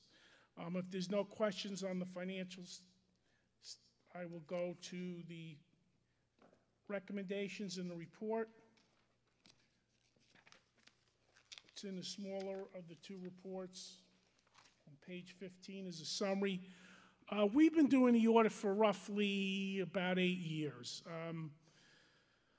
We had 3 recommendations. This is, without question, the cleanest report with respect to recommendations that we have issued in in all the years that we've been here. So it's a lot of kudos to administration for cleaning up a lot of issues. We had 3 recommendations, none were repeats. Again, none were significant deficiencies, and none were material weaknesses in internal controls. That compares to 7 last year, 3 of which were repeats, 2 which had rose to the level of significant deficiencies. Of the 3, we had 1 under the purchasing program. Tremendous improvements in the purchasing procedures and following the numerous regulations and rules that the state has. Our recommendation revolves around state contracts and cooperative purchasing programs, and those are contracts that we do not have to publicly bid for. Those bids are conducted by other agencies, either the state of New Jersey or a approved cooperative, and the district can piggyback off those purchases, off those contract awards. The one thing we need to tighten up there and improve is when we award those contracts, we need to get the contract information from those co-ops to make sure that the prices we are paying and the goods we're receiving are the prices and goods that were awarded under a valid cooperative contract. Our second recommendation deals with the food service fund. The food service fund is required to be operated as a nonprofit type entity. Over the last 2 years under COVID, all meals were served free to all students, and the federal government reimbursed us for all those free meals. This is not something unique to Belleville. There is a calculation that must be performed to determine if you're operating as a nonprofit. When performing that calculation, we noted that you had what is called excess resources of about $698,000, and the district needs to put together a plan on how you're going to spend that $698,000 down to get within the nonprofit status calculation. It's not a bad thing, and it's not unique to Belleville. I would say about 70% of our districts have this recommendation in it this year. And then finally, under capital assets, we have a recommendation regarding updating our capital asset inventory records for all current year additions, and to make sure that all additions that we do include are valid, meaning that the asset has been received and placed in service. We noted there were certain additions that were not made, and then there were certain additions that were made that should not have been added because we did not have possession of those assets. Again, 3 recommendations, no repeats, no significant deficiencies, no material weaknesses. And again, this is probably the best report, well, it is the best report we have issued to the district in all the years we have done the audit. So congratulations to administration and to the board. If there's any questions, we'd be more than happy to answer. Madam Vice President, I have a question. So on the financial report, which is a little thicker, page 39, can you explain the custodial credit risk deposits that I'm trying to understand here? Can you explain it to us a little bit, please? So the cash deposits or the investments, the credit risk for cash deposits? Okay. The school district is covered under 2 insurance programs. The FDIC, which covers $250,000 of total deposits in a one bank. After that, the state of New Jersey has what's called the Government Unit Deposit Protection Act. And they cover everything else except for monies that are held for other individuals or other agencies, such as monies that are payroll deductions that are due to the federal government or state government. Under GUPTA, they won't guarantee those deposits, but they guarantee all deposits that are for the district's operating accounts. So if you look at there, we had about $7.3 million in cash deposits, of which little over 5.7 was insured, either through FDIC or GUPTA, and about a little over 1.5 million that was uninsured because they related to payroll accounts and other monies due other agencies. Thank you. You're welcome.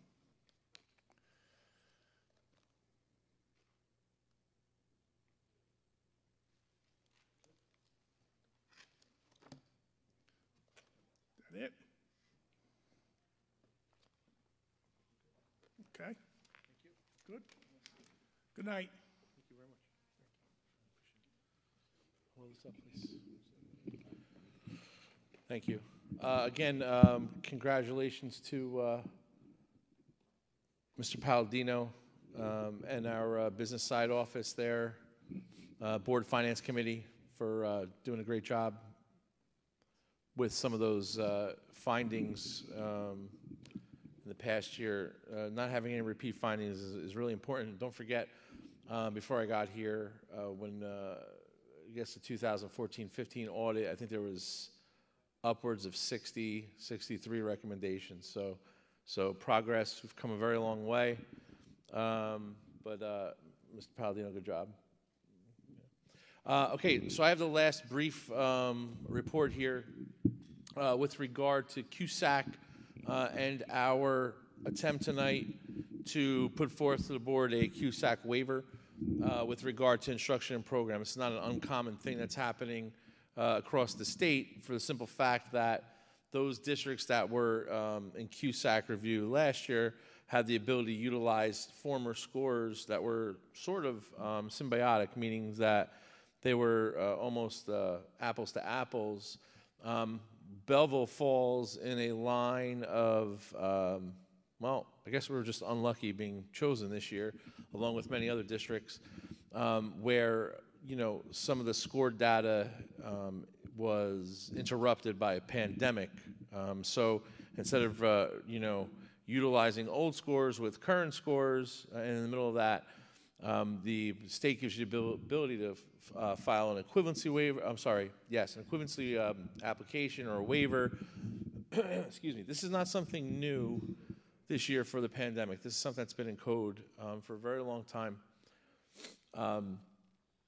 And basically, what we are doing is requesting through the board tonight and meeting in committee that we utilize some of our benchmark data that we use in-house through Star Renaissance program and other individual programs that we've been using to basically show growth with regard to what our students have been achieving.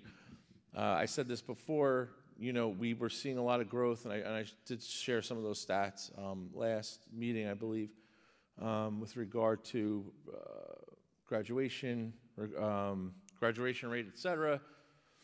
We're seeing the same here with our internal mechanisms and those teachers that are doing an incredible job in the classroom, making sure that through our plan forward during COVID, and now our current internal data, we can utilize that to show growth, which is allowed. Our instruction and program score, just on scores alone, dropped, is beneath the requirement by 1 point only, which is pretty impressive for the fact that we just went through the pandemic and we're utilizing those sets of scores, one prior to pandemic and one after pandemic. So we don't feel, at least as a central administration, that that's a true equivalency. Let's give our kids a fair shot. Let's show that growth rate, and that's what we did. Do you have the other stuff that's on there? So I just want to go through some of the charts very quickly to show some of the growth. We'll be posting this. The board's already received it. We'll be posting it online. I'll have Mr. Parapato post it as soon as I'm done presenting it. No, it's another file. It's a PowerPoint file. Yeah, just sit there. So if you look at this first slide, again, some of the data is tiny, but we were looking at some of the growth rates from different years, all the way from 2015 to 2019. So we showed that intense growth in different test areas. Now, again, we're talking about students, almost 8 years ago. So we're looking at data trends back that far. And like I said, if you look at some of those trends, Belleville was making great strides. I always caution individuals, whether if I'm here with our board or speaking to other superintendents or just people basically, out having conversations about score assessments, I always caution them to think about what the aggregate scores mean for a population of students. All right, you can skew that data a million different ways. However, there are a lot of outliers. There are a lot of outliers when you're deciding to concentrate on aggregate data. For example, socioeconomic status. Certain towns that have very little amount of poverty or free and reduced lunch versus towns that have higher rates. All right, so there are a lot of outliers that change some of those aggregate scores. I've always believed, and if I ever had my druthers and did somehow tend to influence Trenton in any way, I've always thought that districts should be judged upon their the growth of individual students. And because, as we all know, and if you have more than one child at home or a niece or a nephew, they all learn differently, right? And sometimes your child just might be the best C+ student ever, and there's nothing wrong with that if he or she is successful. There is nothing wrong with that, right? However, they can show growth every year, right? As an aggregate, they may not get to that score. All right, I always say so I still teach, and I teach for a few reasons. Number one is I love to give back to the higher ed community. I've been teaching for about 14 years now in different colleges, but I also want to make sure that I'm still in the trenches with our teachers, right? I know what they're going through. Even during the pandemic, I taught online. But I always say in class, someone in here is the best writer, and someone in here just isn't the best writer. They're just not, right? How do you take a class where there's that level of disparity, and how do you fairly acknowledge those two students on the same track? You can't. It's impossible.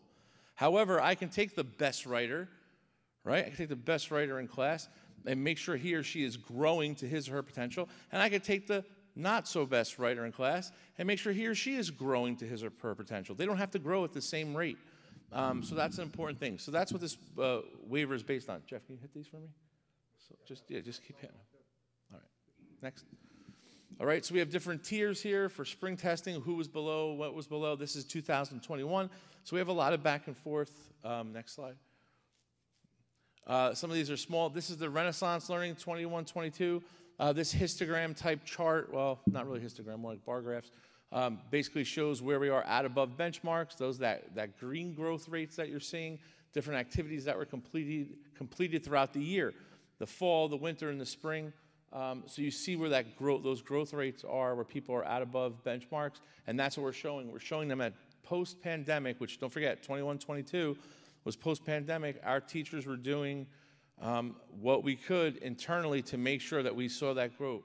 The Start Strong programs, the learning loss, all of those things come into effect. Student social emotional well-being.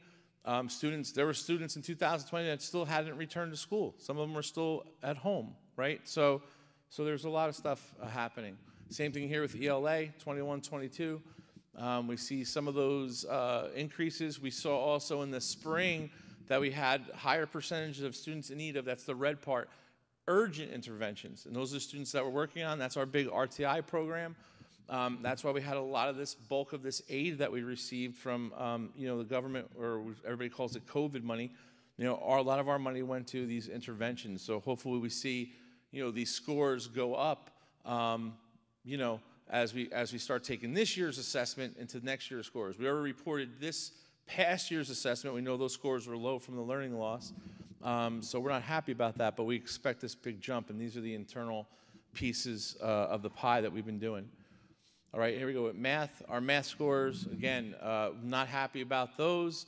We had some growth. If you look back on some of those years right before pandemic, we were showing big growth.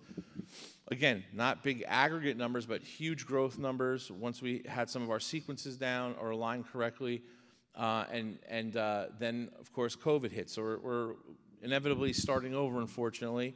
The board's been working on some curriculum pieces with regard to new math programs, et cetera, the RTI interventions, and some other things.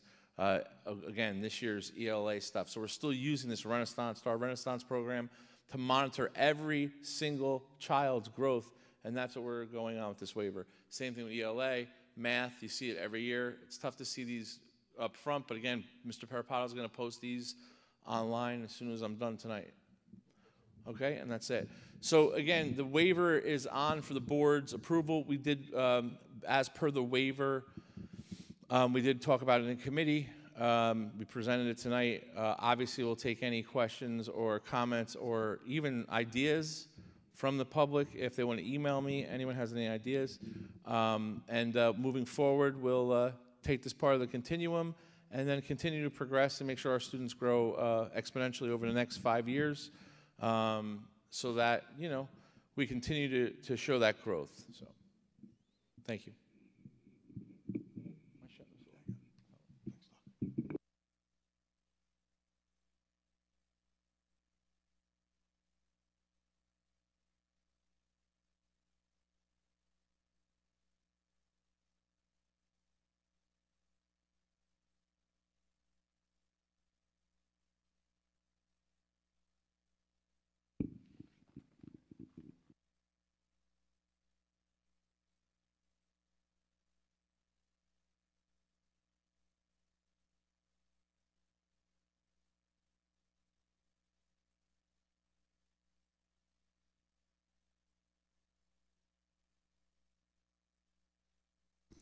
All right, and again, we recognize the students of the month and all the teachers and the students that are doing an incredible job and progress. Thank you. All right, thank you, Dr. Tomko. Mr. Palladino, do we have a report from Mr. Egan? Yes, thank you. First and foremost, you all know Mr. Egan's watching via YouTube and Facebook.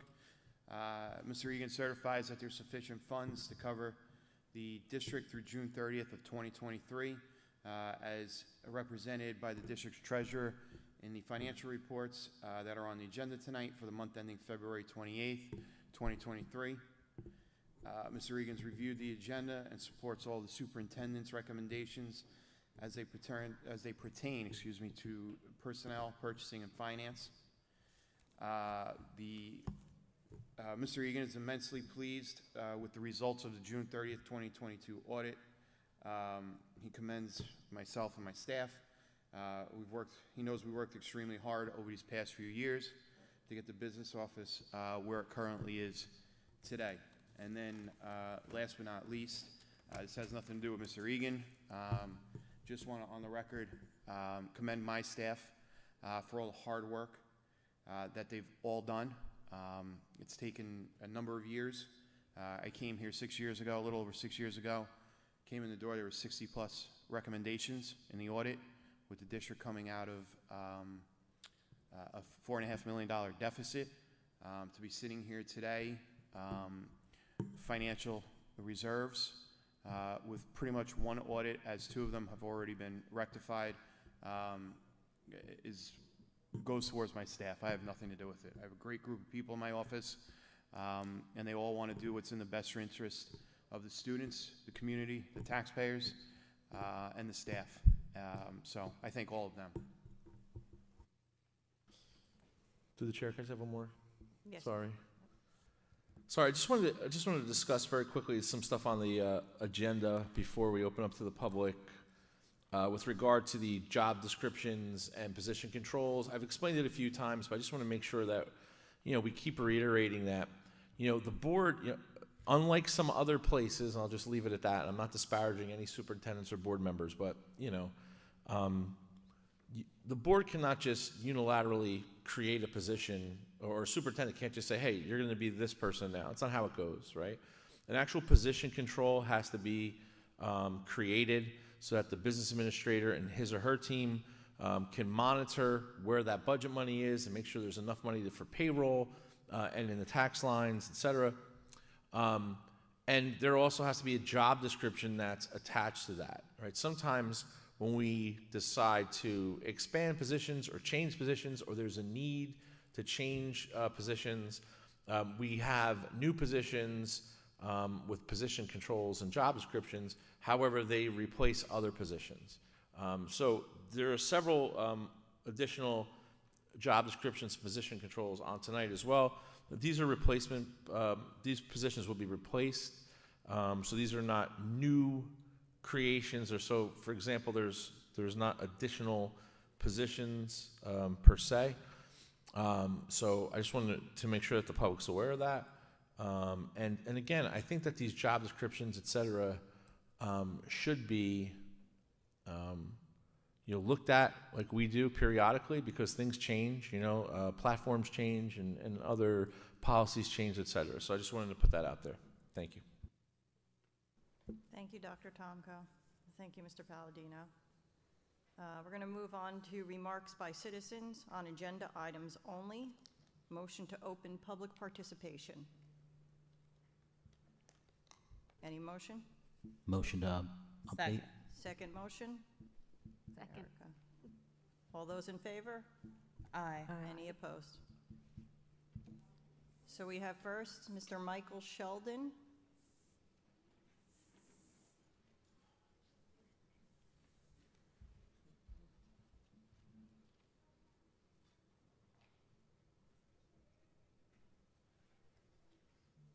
Before I get underway, I just want to make one request. I keep asking the board to abide by its own policy, 5160, which says very clearly that the 3-minute and 5-minute rules are to be applied only if, in the view of the chair, the totality of public speakers will exceed 45 minutes.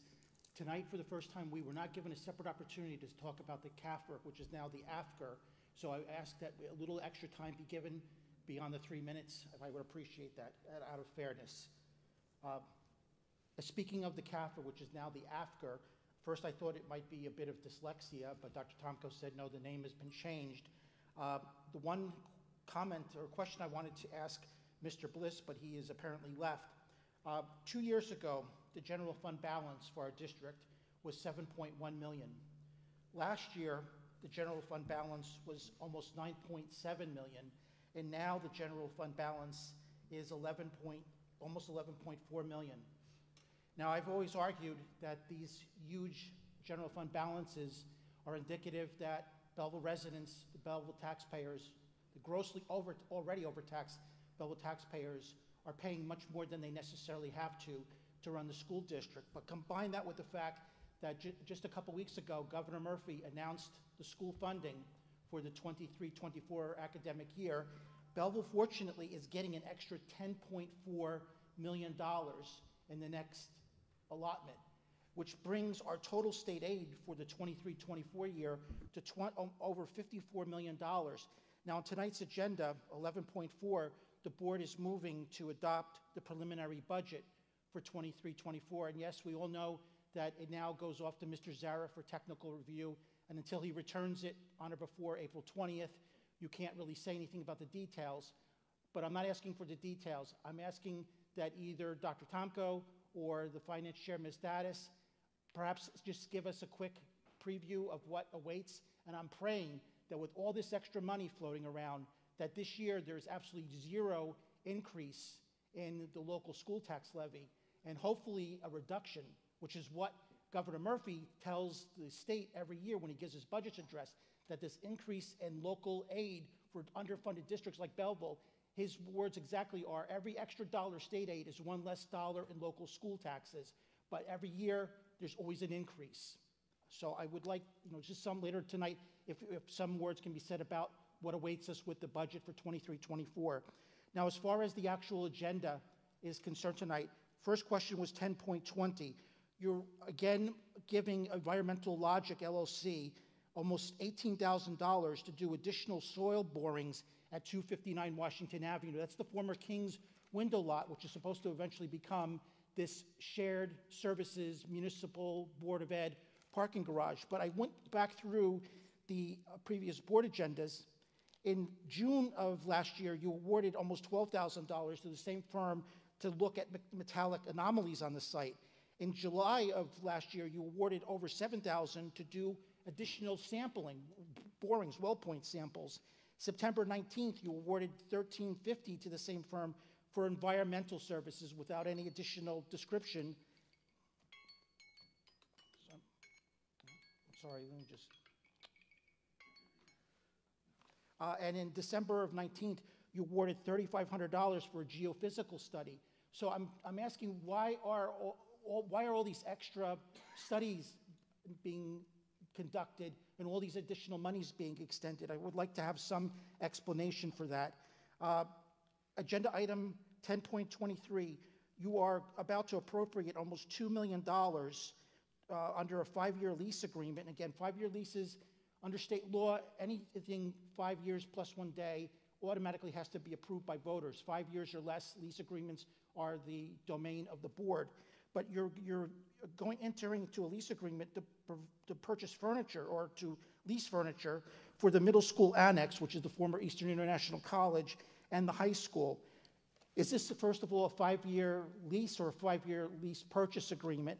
And you indicate that the money is coming out of ESSER 2 funds, but for those on the board who may not be aware, and those in the community certainly probably don't realize it, that ESSER 2 is actually COVID emergency money that was originally appropriated back in 2020, and it was specifically earmarked to help school districts deal with COVID-related emergencies, such as having to set up Zoom mechanisms, et cetera.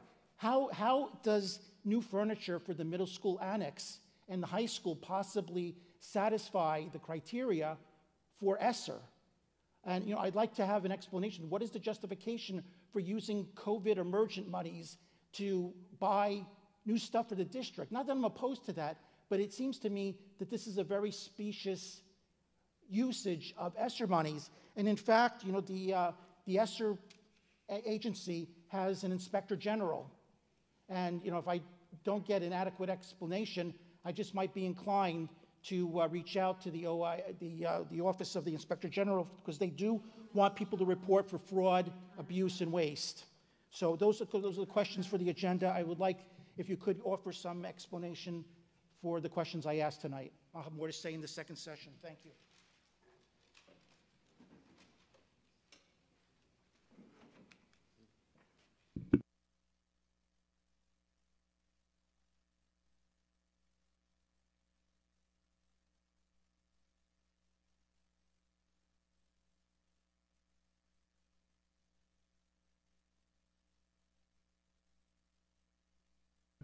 Yeah, through the chair.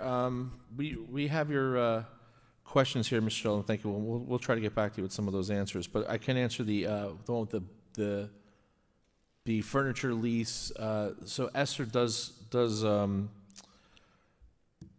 there are certain restrictions on the funding. I think a lot of the funding was originally earmarked for ventilation. A lot of schools had a problem with filtration and stuff like that. So, however, there are many different areas that you can use it for. One of those areas specifically is special education, with regard to a bunch of different combinations of uses, et cetera, including furniture. So, I believe that most of that is for those individual rooms.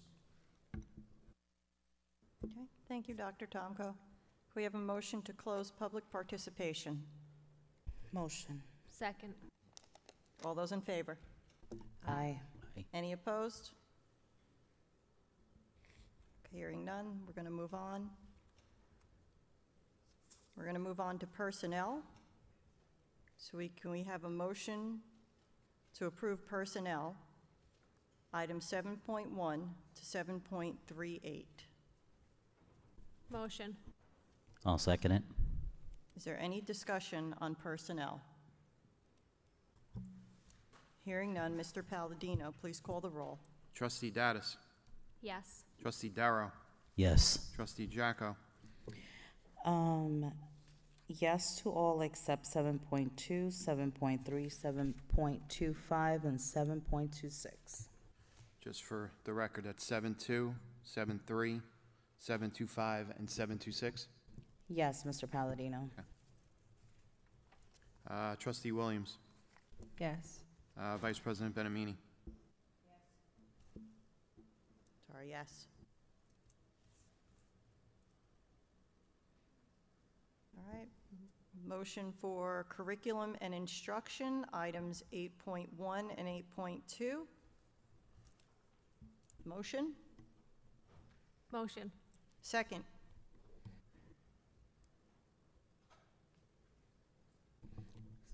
Any seconds on curriculum Second. and instruction? It's okay. No, we're missing people tonight. We're down to the four of us. Okay. Any discussion on curriculum and instruction? Who was the second? The second was Tracy Williams. Thank you.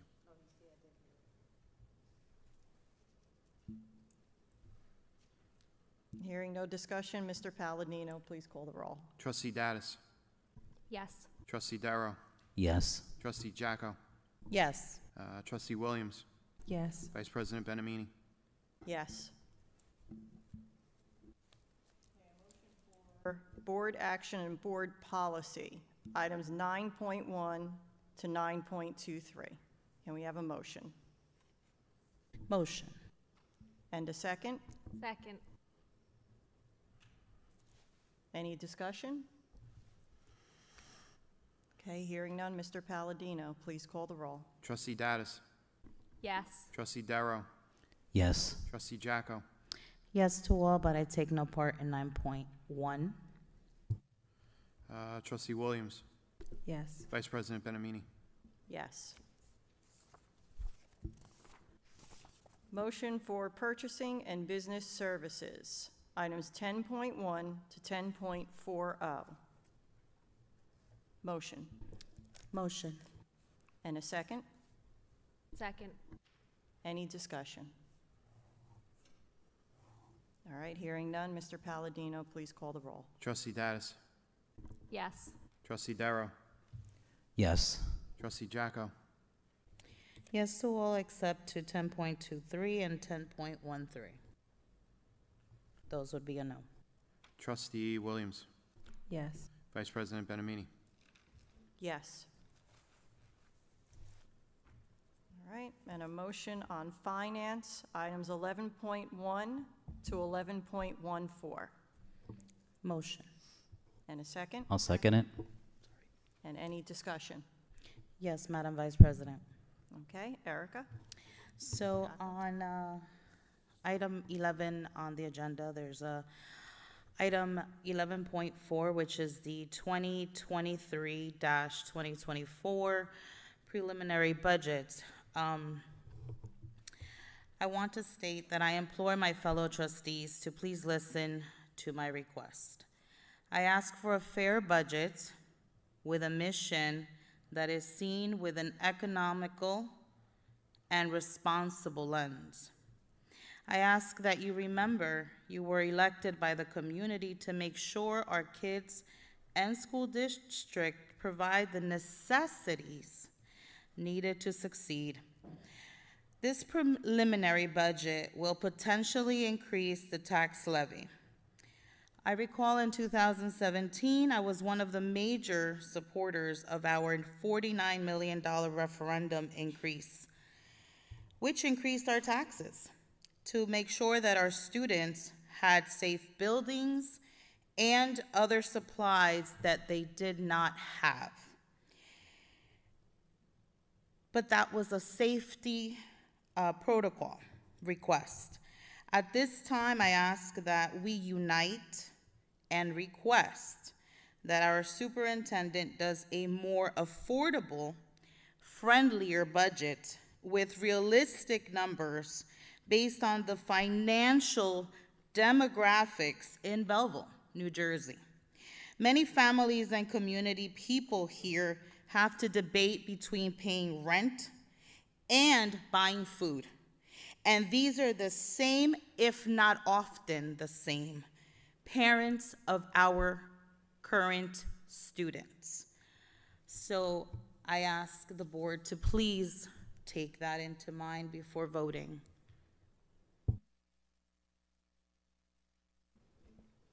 Thank you, Trustee Giacco. Any other discussion?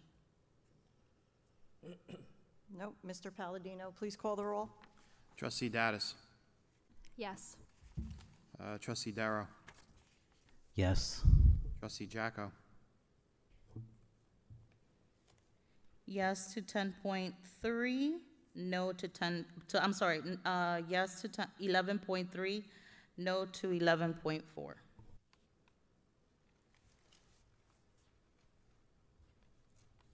Trustee Williams. Yes. Vice President Bennett Meany. Yes. Okay, now we'll do remarks from citizens on any issue. Motion to open public participation. Can I have a motion? Motion. Second. All those in favor? Aye. Any opposed? Hearing none. Okay, our first person, Michelle Clavijo.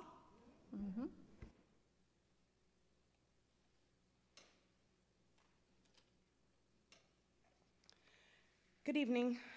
Michelle Clavijo. I have 4 children in Belleville schools.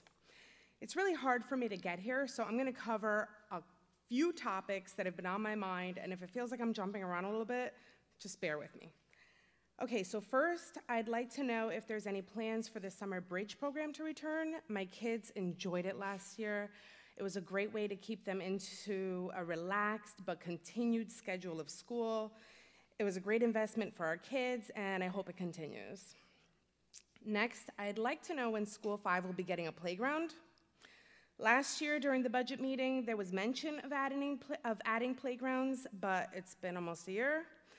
Do you have any idea how hard it is for our kids to see almost every other school in town have 1, even 2 playgrounds and fields? And our children at School 5 are not even allowed to run during recess because of the amount of injuries that they have. I think every elementary school having a safe space to burn energy is more pressing than pretty much anything. These are 6-year-olds who have to sit all day, and now they can't even run. My last concern is about these Chromebooks that have taken over our lives since COVID. Number one, I have no idea how much is being spent on replacing them and repairing them, but I can tell you that with my kids alone, in 2 years, they have each gone through at least 3 or 4. Because you are putting these things in the hands of 6-year-olds who have just mastered holding an open cup. No matter how much I tell them to be careful, it's just an unreasonable expectation. It seems like a huge waste of money for the district. Number 2, I don't think I need to educate anyone about the harmful effects of excess screen time on young children. But I can tell you, our children are spending way too much time on Chromebooks in school. Testing, teaching, homework, even reading has been digitalized. Even my 8-year-old complains that most of his day is spent on a computer. While I can partially see how this would benefit our children, their free time and indoor recess when it rains has also been taken over by screens. Why are we teaching our youngest students that whenever they have free time, you can occupy yourself with a screen? Why are we not encouraging them to color, read, pull out an activity book? Why is indoor recess not used for teaching kids how to socialize with each other during a good old-fashioned game of Uno? We're investing so much in social emotional learning courses, but we're missing opportunities to allow them to actually practice these skills. This leads me to the amount of access these children have to a bunch of information they do not know how to process. Now, I know our IT works hard at blocking these sites, but it's not enough, because unfortunately, sometimes it takes a child being exposed to inappropriate content in order to know what site needs to be blocked. And by then, it's too late. For instance, my son at indoor recess was introduced to Five Nights at Freddy. For those of you that haven't heard of it, it's a horror game rated PG-13. He was 7. A classmate played it while he watched, and it led to weeks of nightmares, to the point where he wouldn't even go to the bathroom by himself. I, of course, brought it to the principal's attention, and the site has been blocked, but it was at the expense of my child. This is yet another reason why we should not have free time in school to navigate the internet. What happens in their home is the responsibility of the parent. And if they want and feel comfortable with their 7-year-old playing these games, then that's on them. But while they're in school, if you're allowing them to navigate the internet freely, you are then accepting the responsibility of ensuring they are not being subjected to inappropriate content. And blindly trusting a bunch of 7-year-olds to not disobey the rules is reckless. You'll never be able to block all the content. As of today, I went on my 6-year-old's Chromebook and I was able to watch a Squid Games animation on YouTube. Squid Games, I don't know if you know what that is, but it's pretty bloody. On my 6-year-old's computer. It's inevitable. You can't block it all. Thank you for your time. Thank you, Ms. Clavio. Yes, through the chair, just a few answers for you.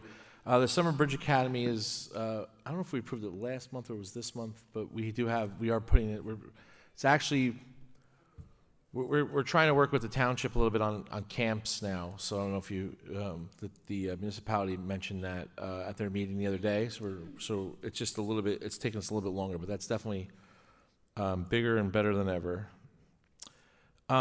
There's been some discussion about playgrounds over the past couple of days. So let me just be a little more transparent. Last year, I believe it was summer, I could be wrong, I'm sorry, I don't remember exactly when, but we did have on the agenda, the board purchased playgrounds for every site that doesn't have a playground. So we still are, to our project manager, Mr. Henry, we are still at a spring/summer install coming up. So right now it's frozen, so, but yeah, so all the sites that do not already currently have a playground will have that. So the board made that commitment last year, but these are all, just so everyone knows too, these are all custom-made playgrounds, so they take 8 to 10 months to design and whatever. So, but they will all be in by summer. I mean, barring a supply chain issue, but that's already been done. We're just waiting for it to get a little warmer. And now that we have Mr. Henry as project manager, I'm sure we can give you an update as soon as it happens. So that's really it. I agree with you. The indoor recess, we try to do as much as we can. And the Chromebook issue, everything is, so we've had Chromebooks here prior to the pandemic, right? And unfortunately, pandemic made us include some of the younger students as well. We never had the younger grades. So Mr. Parapato and myself have been looking at some of the data, whether we still need that there or not. We do have a lot of textbooks and whatnot that are on there, which is an iText kind of series. But there are some indoor recess things that are happening, like you said, Uno. I was visiting the other day at a school. Some students were playing chess and stuff like that. So there are things that do happen. I'm not saying that they happen at your child's school, but I will definitely discuss that with my administrative team when I meet with them on Thursday. So thank you. Thank you, Mr. Michael Sheldon.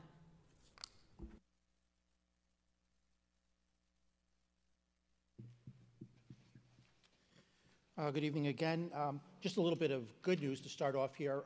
When this meeting began, it was still technically winter. And yes, the meeting is a little longer than usual, but it is now technically spring. So, congratulations to all of us for making it through the winter season. I want to, oops, let me start my clock. I want to thank Ms. Jocko for essentially letting the cat out of the bag to confirm my fears, my worries that you already have another tax increase planned for the next fiscal year, notwithstanding the extra $10.4 million of state aid that Governor Murphy is giving us. This would then largely explain, since there's very little separation these days between the Town Hall and the Board of Ed, why the Town Hall has been begging residents at every turn to make sure that they submitted that $1,500 anchor rebate application, because as we all fear, that money is going to be taken by the Town Hall and the Board of Ed before it even gets deposited. I would like to know, as has been the case for the last few years, are you going to have a separate budget workshop before things really get underway during the month, later in April and early May, when you move to adopt this budget?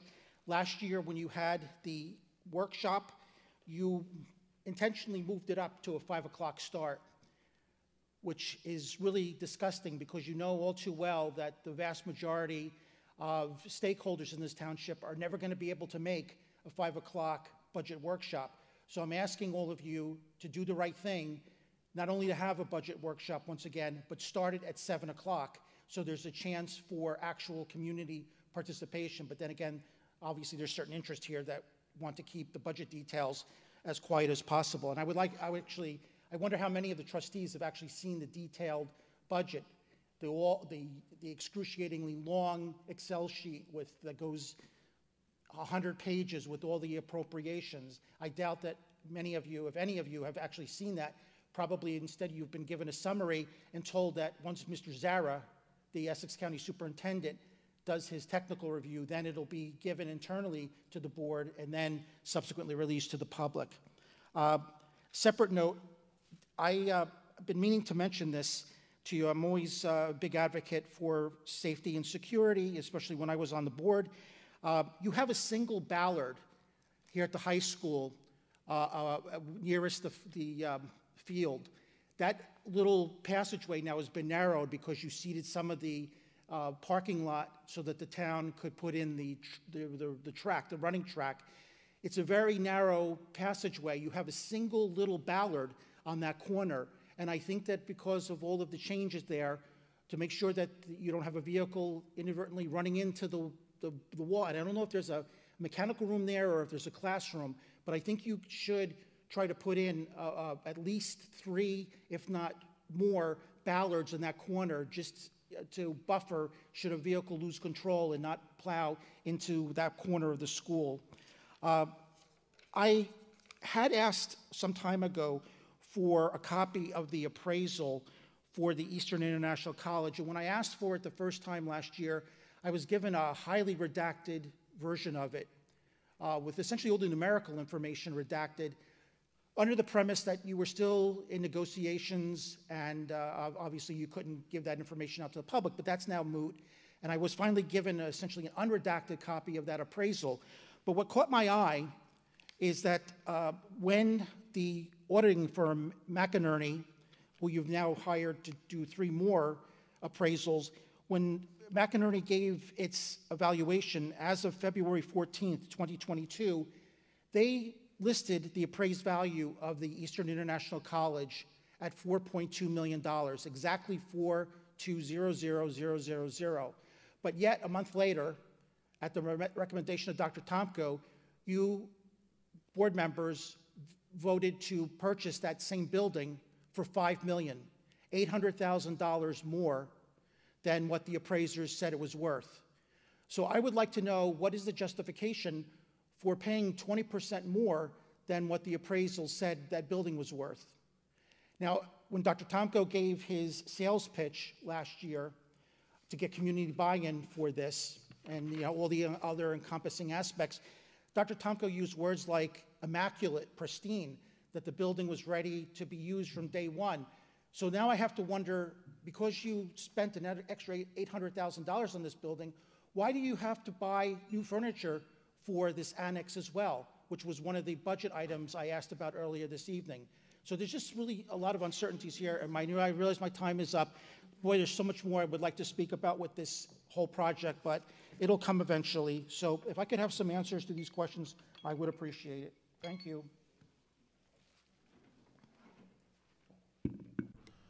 All right, thank you, Mr. Sheldon. I think it's important for the boards, just to clarify for the board and the board members with regard to the appraisal, et cetera. And you know, obviously you've been here for a few years, so, and you've been on the board, so that entire area has become a high-profile area with regard to development and redevelopment. So you know, again, we weren't the only people, the only entity interested in that property. So again, I think the need of expansion at many sites, believe it or not, whether people agree with me or not, this was a no-brainer. And then again, the King's property too. You can probably argue about the appraisal on the King's property as well. But again, location, location, location, right? So that's how we're building this this incredible epicenter to the town. So I don't know how else to say that. The board was involved with us the entire way. But I do see your concerns. I'm not saying they're not real concerns, but again, we were, you know, at a time when these properties were very viable to what we needed. With regard to the furniture, you know, furniture in this, you know, this district hasn't been replaced. You know, the maintenance department does a great job making our own tables and stuff, but we haven't had some of the newer furniture or appropriate furniture that students should have in some of these buildings, probably for 15 years before I got here. And most of that new furniture you talk about is not going to be in the annex. The annex is ready to be utilized. Of course, we can't utilize it until we get some approvals, but we're utilizing most of it already with offices, et cetera. So, and I just, if okay, through the chair again, I just need to mention the budget stuff. I think it's important. I didn't want to say anything. Ms. Jocko made a comment. I'm sure some board members may make a comment. I've been here 8 years, and it's been the same, and Mr. Sheldon's been chair of the Finance Committee when we did the same exact thing. So just so we're all very clear, the technical review is nothing but a technical review. That's all it is. In order for the county to review the aid figures and all these other things that are part of the entire package, Mr. Palladino and BAs across the state, probably across the country for that matter, at this time of year, have to package it up so that the bottom line is basically balanced. It's zero. It's impossible to get aid figures, aid numbers, 2 weeks earlier than getting it to the county. You can't have informed conversations with stakeholders. You can't sit down with a finance committee. You can't sit down with the remainder of board members or the community and make cuts in 2 weeks. It's impossible, especially if you have to make cuts to programs, personnel, et cetera, et cetera. You can't do that in 2 weeks. And I think everyone, especially this township, should appreciate or would appreciate that the board does lay heavy on a lot of these decisions that may have to be made at some point. Everyone keeps talking about the $10 million. They think it's free money. It fell out of the sky. It was money that was necessary to keep this budget afloat. It's a very simple back-of-the-envelope calculation when you think about it, okay? Every year, since I've been here at least, we've worked with this board to scrub the data, to look very closely at all the lines, and we've cut every year. We've cut every year to make it as affordable as possible in a district where still, with this technical review, we're still $5 million under adequacy. $5 million. That means that your kids should have $5 million more in this budget to be successful. That's because the budgets in the past were defeated. The councils in the past cut the budgets even more after they were defeated. And year after year, if you compound those things, it adds up. It does add up, which culminated to 2014, a huge deficit. Throw in some other stuff into that recipe, and you had a $4.5 million deficit that we're still trying to claw out from. So regardless of that, through some stakeholders at the last budget workshop that was just talked about, We're talking about cutting some of these lines. And the board went back and said, you know what, we're listening to the people, we're listening to our constituents, and yeah, let's cut some of those lines. Mr. Palladino, let's find a way to cut some of those lines. So at our behest, we cut some of those lines. And what was the big line that we cut very heartily? Health benefits. Because everybody told us what? No, they're never going to raise them like that again. Guess what happened? 15% as of January. 15%. So now we have to make up 15% from January to June, or actually was it August, and then 15% for the next budget year. That's not cheap. It's not. So that soaks up some of that $10 million we're talking about right off the bat. We have employment contracts that are coming up. You know, teachers haven't negotiated in 5 years. The paras, or the lowest paid paras, probably on the planet, right? So there's a lot of things to think about. Yes, no one here is ready to say that this is the budget we're coming out with. This is to get it to the county, make sure that those numbers are correct, and then we're going to be working day and night with this board to make sure that we get the best number we can for this community, like we've done for the past 8 years, like we've done, Mr. Sheldon, when you were on the Finance Committee, but unfortunately made a lot of cuts to legal reserve, health benefits, et cetera, over the years that now are coming back to bite us a little bit. So, again, I just want to be very clear. We were very excited about getting all that aid, because if you take that aid away, we would have been in a lot of trouble. If you take those $10 million out, I don't know how we would have gotten to balance this budget. We don't want to cut any programs. We also know that as a board and as a central administration, we have to look at some of the programs we put in place during COVID. They may not be needed anymore. They could be attenuated possibly. We know we're going to be doing all that over the next month. So I just wanted to be very clear on that, because Ms. Jocko did make a comment about the budget and looking at it. We always look at it. We always cut it. We always cut it back. We would never do that. Again, this is only a technical review. So again, I don't know if the board's going to want to, sponsor a workshop. That's at their pleasure. But I will say too that the next board meeting will be pushed. Did you post it yet?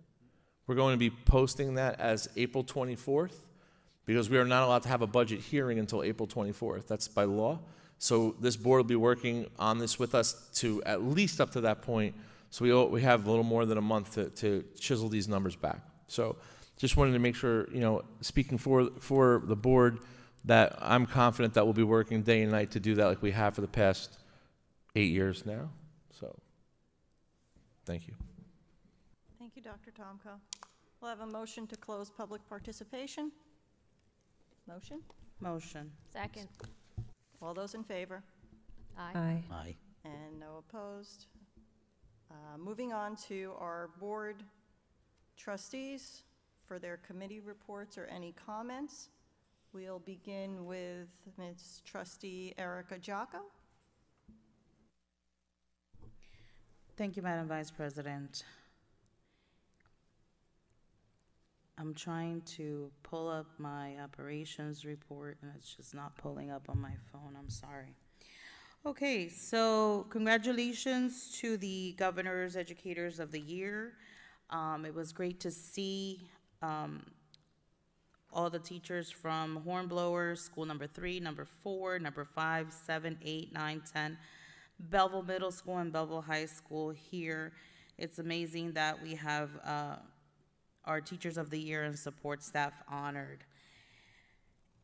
Thank you to Ms. Demikoff for presenting the Stomping Out Prejudice and Injustice essay contest winners. It is great to see that our middle school students are making sure that our middle school students are learning different attributes in regards to socialization and caring and empathy for others. It's always great to know that we have our students learning. It was also amazing to see the School 5, School 7, School 8, School 10, and middle school presentations on the Women History Month. And to all the lady pioneers, to all the lady trailblazers out there, thank you, and I appreciate that you continue that fight. It was great visiting School 3, 4, and 9 to read with the students for Dr. Seuss's birthday, for Read Across America, to encourage literacy. I wanted to thank the board for the opportunity to attend the National School Boards Association Conference in March 31st weekend. I'll be attending, and thank you to the trustees up here for supporting that. Hopefully in the future, others can attend with me. We had an athletic committee meeting, and I personally requested that there is more focus on athletic scholarships for our student athletes. And I wanted to say good luck to the athletes on their spring sports.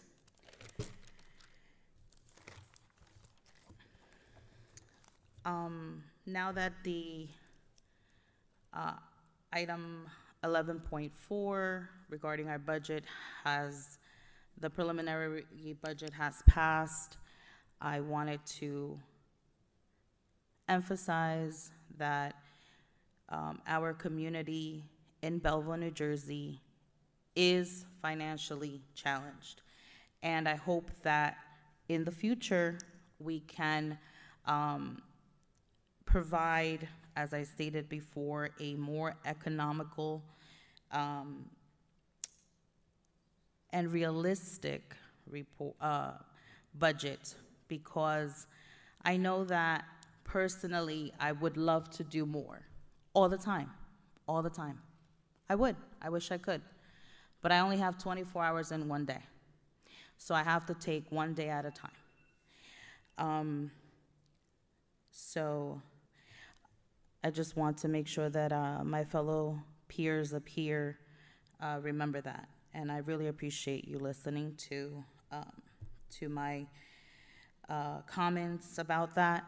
And I look forward to that April 24th meeting where we can definitely address it further.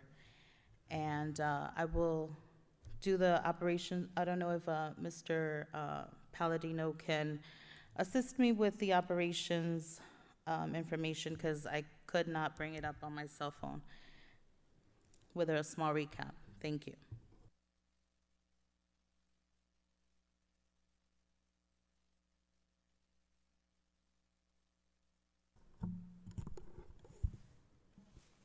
During the operations meeting, we discussed all the projects that Mr. Tepeta and his staff are working on in district through our maintenance staff. We discussed the middle school HVAC renovation project. We went over the bids for the high school AC project, which was awarded tonight. Updated the committee on the senior cafeteria renovation project, which will be starting after school lets out in June. And updated the committee on the school floor retaining wall renovations, which will be done when school lets out in June as well. Thank you, Mr. Palladino. Thank you, Mr. Palladino. Thank you, Trustee Jocko. Next, from Trustee Michael Dara, your report and comments. Thank you. I would like to thank those that personally came out tonight to this meeting. We congratulate all those that were recognized tonight for all their contributions and for all the wonderful presentations to coincide with Women's History Month. Also to the parents, to the parent that came out to discuss some of their concerns as well, we commend you. We do love to hear from parents as what they're going through and what their children are experiencing, so it's great to bring it to our attention so that we're made aware of it, and that we could just begin to process some of that as we leave these meetings. So it's great. I commend you for coming out tonight. Thank you. There was so much that took place in this district since our last meeting. I don't think we covered them all, but we might have. To name just a few, we had a great alumni night that was well attended by many of our former graduates, and we hope that this will continue as a brand new tradition moving forward. Several of our board members were also able to participate in the Read Across America Week celebrated at many of our elementary schools. What a great experience that was reading to our younger students. I had the opportunity to go school number 3 in the 2nd grade. I only chose one school with one class because I was nervous. I wasn't sure my first time as a board member how I would do.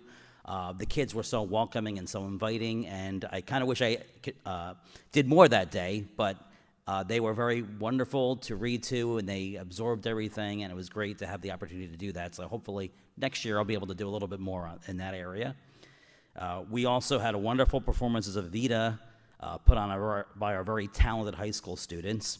And just today, some of us were honored to be part of a street sign dedication to Dr. Lonnie Birch, a former graduate of Belleville High School, I believe, and current secretary of the Smithsonian Institution in Washington, D.C. It was a great honor to want that for that street sign. As one of the committee members of the finance team, we are going to go through the budget review process now, which is a critical time for us as we look at how best to support any initiatives that we want to see take place in the district, as well as to fund all the responsibilities of running the district for the next school year. And as I understand it, we are just submitting a preliminary budget as required by the state. This is by no means the final approved version, and I just hope that we get to continue to meet in budget committees, workshops, that we continue to work with the entire board to review what's out there so that we can come to better and educated decisions on what we need to do before we present the final version. And I believe this is just the start of what has to be done, but it's going to take us diligently working over the next month to get to the point where we need to be. So I'd appreciate that and working with our fellow board members here. We'd like to welcome you to spring. Hopefully warmer weather will now catch up to us, what we'll be feeling outside over the next few weeks. Thank you again. Thank you, Trustee Darrow. From Trustee Nikki Daddis, any committee report and comments? Hello, everyone. Happy first day of spring. Hey. First, I would like to say congratulations to all the educators of the year. Listening to all the kind words spoken about these educators by their principals was truly heartwarming. We are grateful for all of you. Congratulations to the essay winners, and thank you to the students for their presentations on women's history. I love seeing all the kids stand up here in front of everyone. It's very impressive. Great job. Mr. Sheldon, to answer your question, yes, we are going to be having a budget workshop. I am a big advocate of that. It's important to me. I'm going to reiterate again. This is a preliminary budget. We are still working on it. Nothing is set in stone.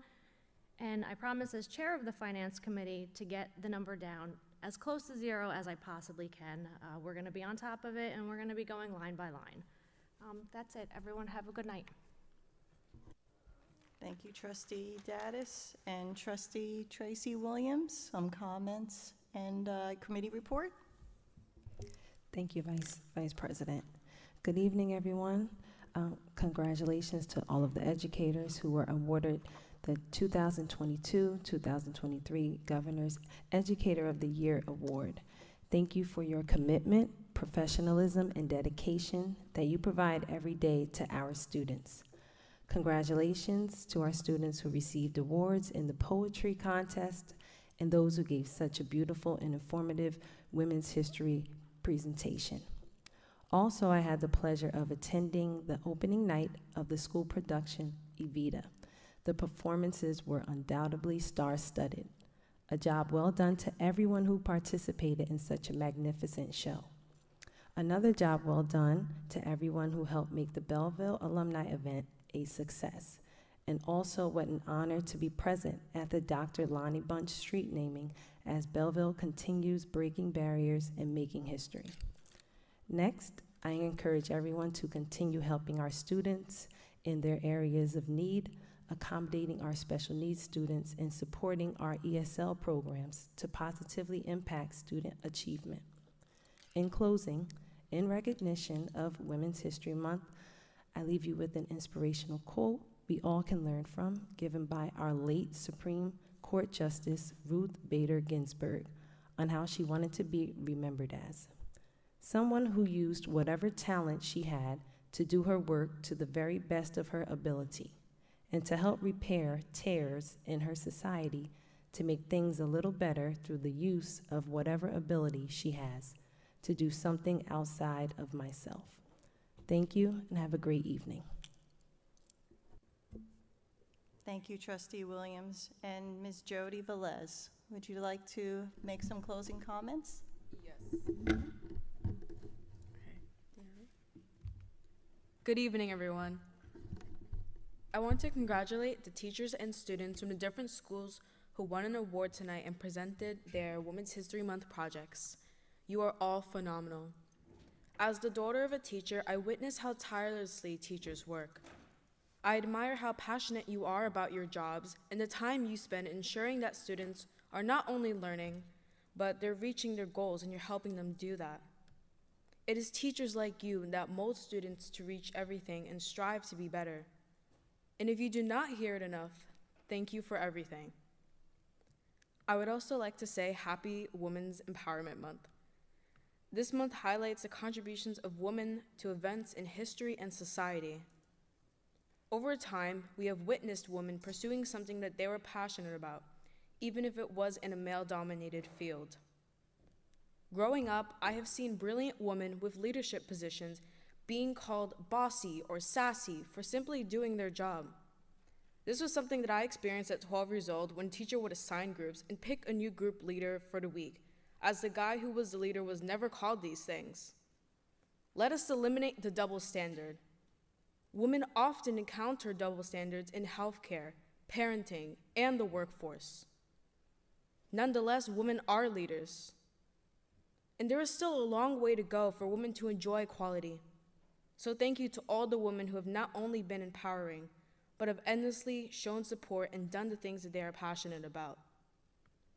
Lastly, I would like to spotlight the Belleville High School Women's Empowerment Club. They are a group of incredible young girls and women who are making a difference outside of the classroom and have been consistent in this club every month. Thank you and have a good evening. Thank you, Ms. Velez. I'm going to take the microphone back. All right, there's a lot going on here in Belleville and at Belleville Public Schools, so I'm not going to reiterate what all of the trustees have already commented on and done a wonderful job. However, I will comment on a project that's been long delayed and is coming up. It was a grant that was submitted by the Green Team, the municipal Green Team in town last year. It was halted and it's restarted, but it was delayed because of weather. It's a street design mural to promote crosswalk safety. And this has been an issue that's been ongoing for quite some time and gets a lot of controversy on Facebook as far as all of the schools having issues with drop-offs and pedestrian and student safety. The program is the CSTA. It's the Complete Streets Technical Assistance Program. It's a joint program with the New Jersey Transportation Authority, and it focuses on safe routes to school. It's part of the Safe Routes to School program, which our police department has been very active in trying to promote safety awareness. So we know that there are some things going on, and what this project is it's centered at the middle school at one of our intersections. It's going to be delineated with painted crosswalks, a mural, and curb bump out extensions. The CSTA design team has put together a survey, a flyer, and a public press release that's all going to go out in a couple of days. And I'd urge anyone to go online when you see the QR code to fill out the survey, because we really need the feedback as to what folks think about the crosswalks in the township of Belleville, and especially around the schools. So it's a combined effort because our schools are nestled into our community, and all crosswalks should be safe and delineated for our pedestrians, and of course safely traveled by our drivers in vehicles. So look out for that project and look out for the flyers that'll be going home soon. Everything has been approved, and I believe everything has been reviewed by the attorneys. And I just want to thank the township and, of course, the Board of Education, Dr. Tomko, and Mr. Palladino for being on board with this. This is so important because as soon as the new round of grant funding becomes available, hopefully the report that comes out of this will put us in a good position to apply for some funding to do a little more around the schools with crosswalk safety, which will then save us money in the budget that everybody's pretty concerned about. So grants are always good and save us some money. And I do want to thank everybody who's been involved with the project. So that will be it for tonight. Have a good evening, everyone, and thank you for coming out, and thank you for your comments, and thank you for being very proactive about the budget, because this is a tough year, again, for all of us. We appreciate it. Thank you. Oh, and we miss that President Louis Muniz could not be here tonight, and neither could Mr. Trustee Frank Velez. So we miss them tonight. Have a good evening. Motion to adjourn. Motion. Second. All those in favor? Aye. Any opposed? No. Have a good night. Madam President, Vice President, can we take